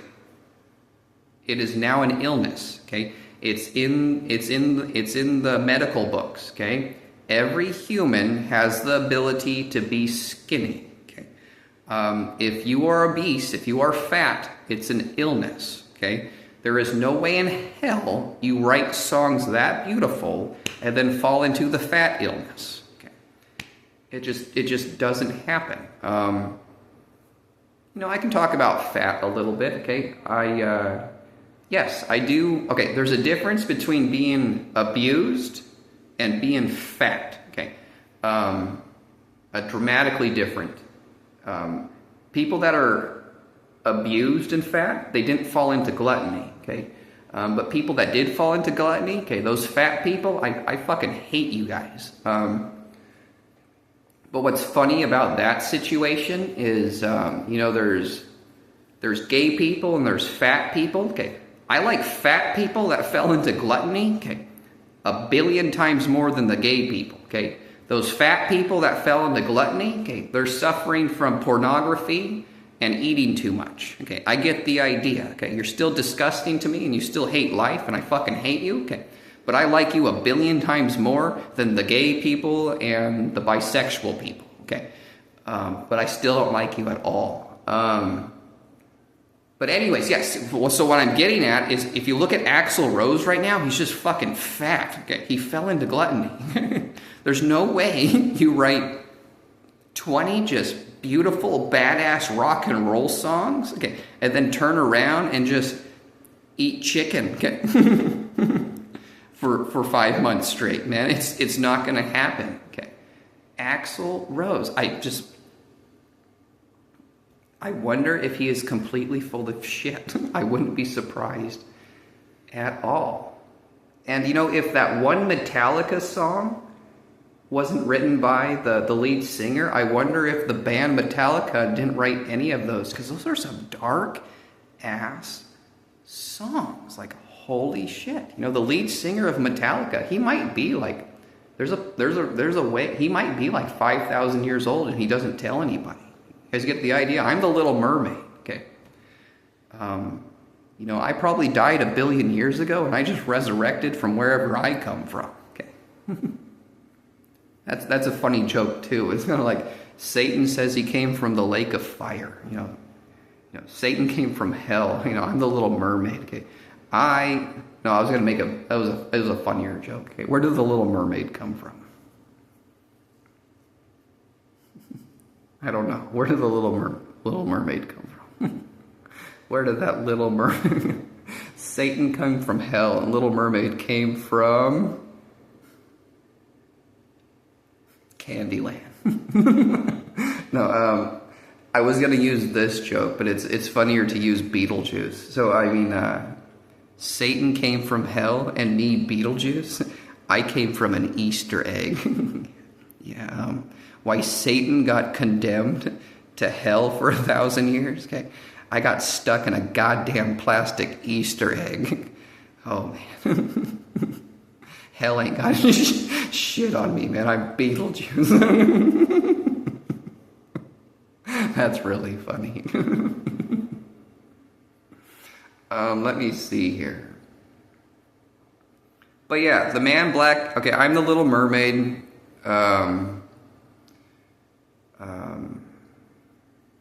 I actually know what I'm doing. Again, I'm in control of my life, and I was trying to make the most of everybody, you know.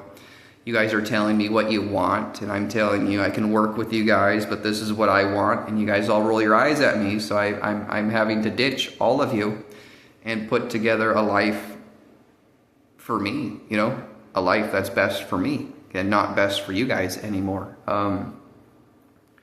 So if you guys want to invite me to something, that's fine. If you guys want to stop by my house, my apartment, that's fine, but yeah, I'm not going to be part of your guys' life when you guys are making me sleep outside in the snow and trying to teach me what you guys are trying to teach me. I mean, you guys will have to tell me what you guys were trying to teach me the whole fucking time, because it just, you guys taught me that you don't give a shit about your daughter. None of you do.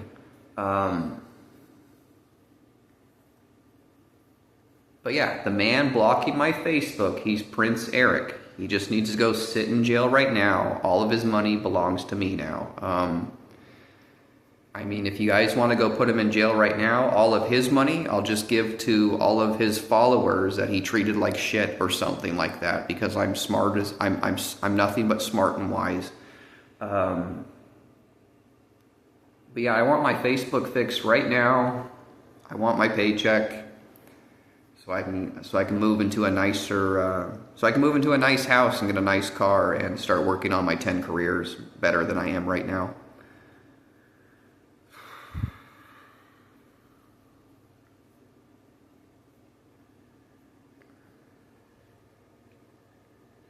You guys like my Christmas hat? I actually love my Christmas hat. It's very peppermint. Oh man.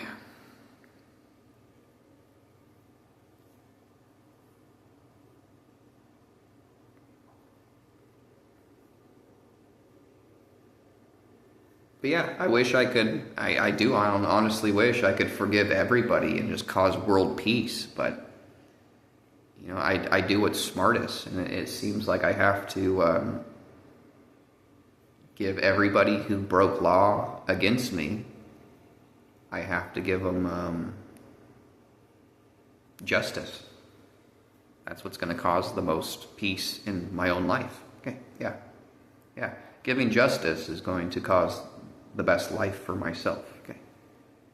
And again, I have so much to teach everybody, and I suggest, yeah, I never wanted to direct anybody's life. I just wanted everybody to work with me, and I wanted everybody to let me work with them. So I'm still waiting for everybody to do that. Do you guys want to work with me? I'm not trying to degrade anyone. I'm not trying to take anybody's fun away. I'm not trying to take anybody's high away. Okay.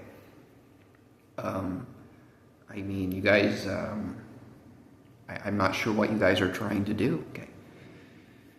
Okay. What time is it? This is 2 hours. I think I'm going to be able to upload this. Some sad stuff in this, some funny stuff, some positive stuff. That whole Radagast turning into a porcupine and eating nacho cheese Doritos has got to be funnier and shit when watching this. Okay, yeah. Gandalf will ride on a white horse into battle while Radagast sits in the woods and turns into a porcupine and eats nacho cheese Doritos with him and his own army. Yeah, just sitting in the woods eating chips. Good job, Gandalf and the elf and the dwarf.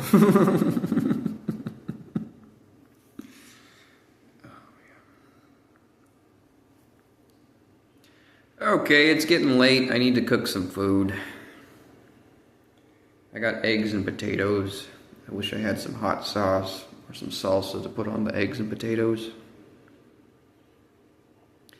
But yeah, the man blocking my Facebook is Prince Eric, and he is never forgiven. Okay, he needs to be put in jail right now. All of his followers, if you guys want all of his money, you guys can have it. I just want him put in jail, and I want my Facebook, my Facebook features fixed, and I want my Facebook cleaned, and I want my YouTube fixed and cleaned. Yeah, and I want a paycheck sent to me so I can go buy a car and a bed, and if I have enough money, a house. Right now I'm sleeping on dollar store blankets and I on a wooden floor, and I don't sleep very well at night. Yeah, I'm sitting on a $3 trillion lawsuit. So, I mean, there's millionaires, there's billionaires, and I might be the only trillionaire there is. Okay. And right now I have $4.50. So yeah, I don't like to tell my story because it's disgusting and tragic. And I wanted to just be positive. And while being positive, everyone could help me for being positive. But you guys all just, what's the word? You guys like turned around with a kiss my ass attitude. Okay. And again, shit like that catches up to you in life. So, I mean, I tried to work with all of you, but you all have I don't give a shit attitude. So it's kind of like, you know, now I have that attitude. You know, I'm going to make the most of my life and with my own community. If you guys want to invite me to something, then I'll be obliged to entertain you. Yeah. You can hand me a smoking tobacco pipe, and I'll hold it and say, "Wow, it's a snarkle blast me." Okay, and try to play it like a trumpet. Okay. All right, I need to get this video uploaded. So the point of this video is to explain to you guys that the man blocking my Facebook is Prince Eric, and I'm the Little Mermaid, and I'm a prince myself. Okay.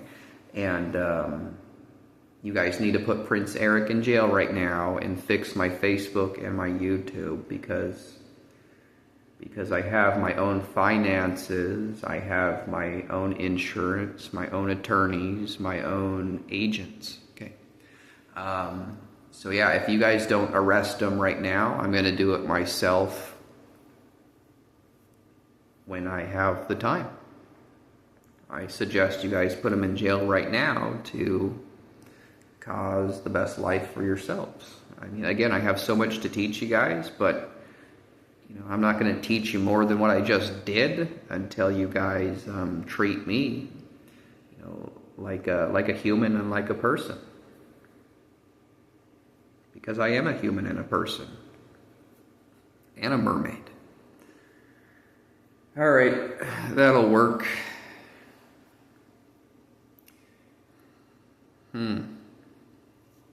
Trying to think of a good way to end this.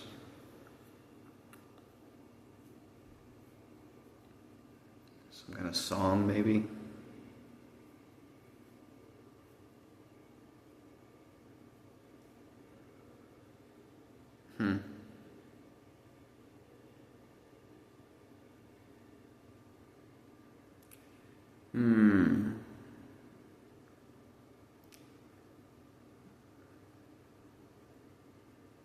How about this? I'm the Little Mermaid. Okay, does anybody want to invite me to something?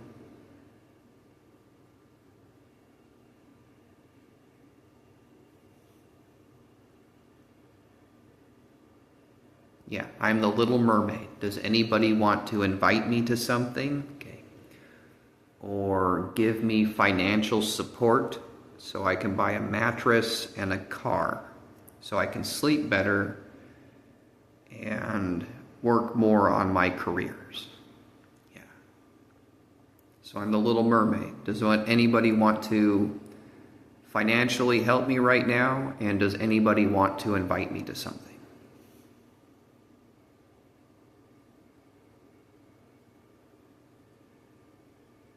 I'm Ariel, the mermaid known as the Little Mermaid.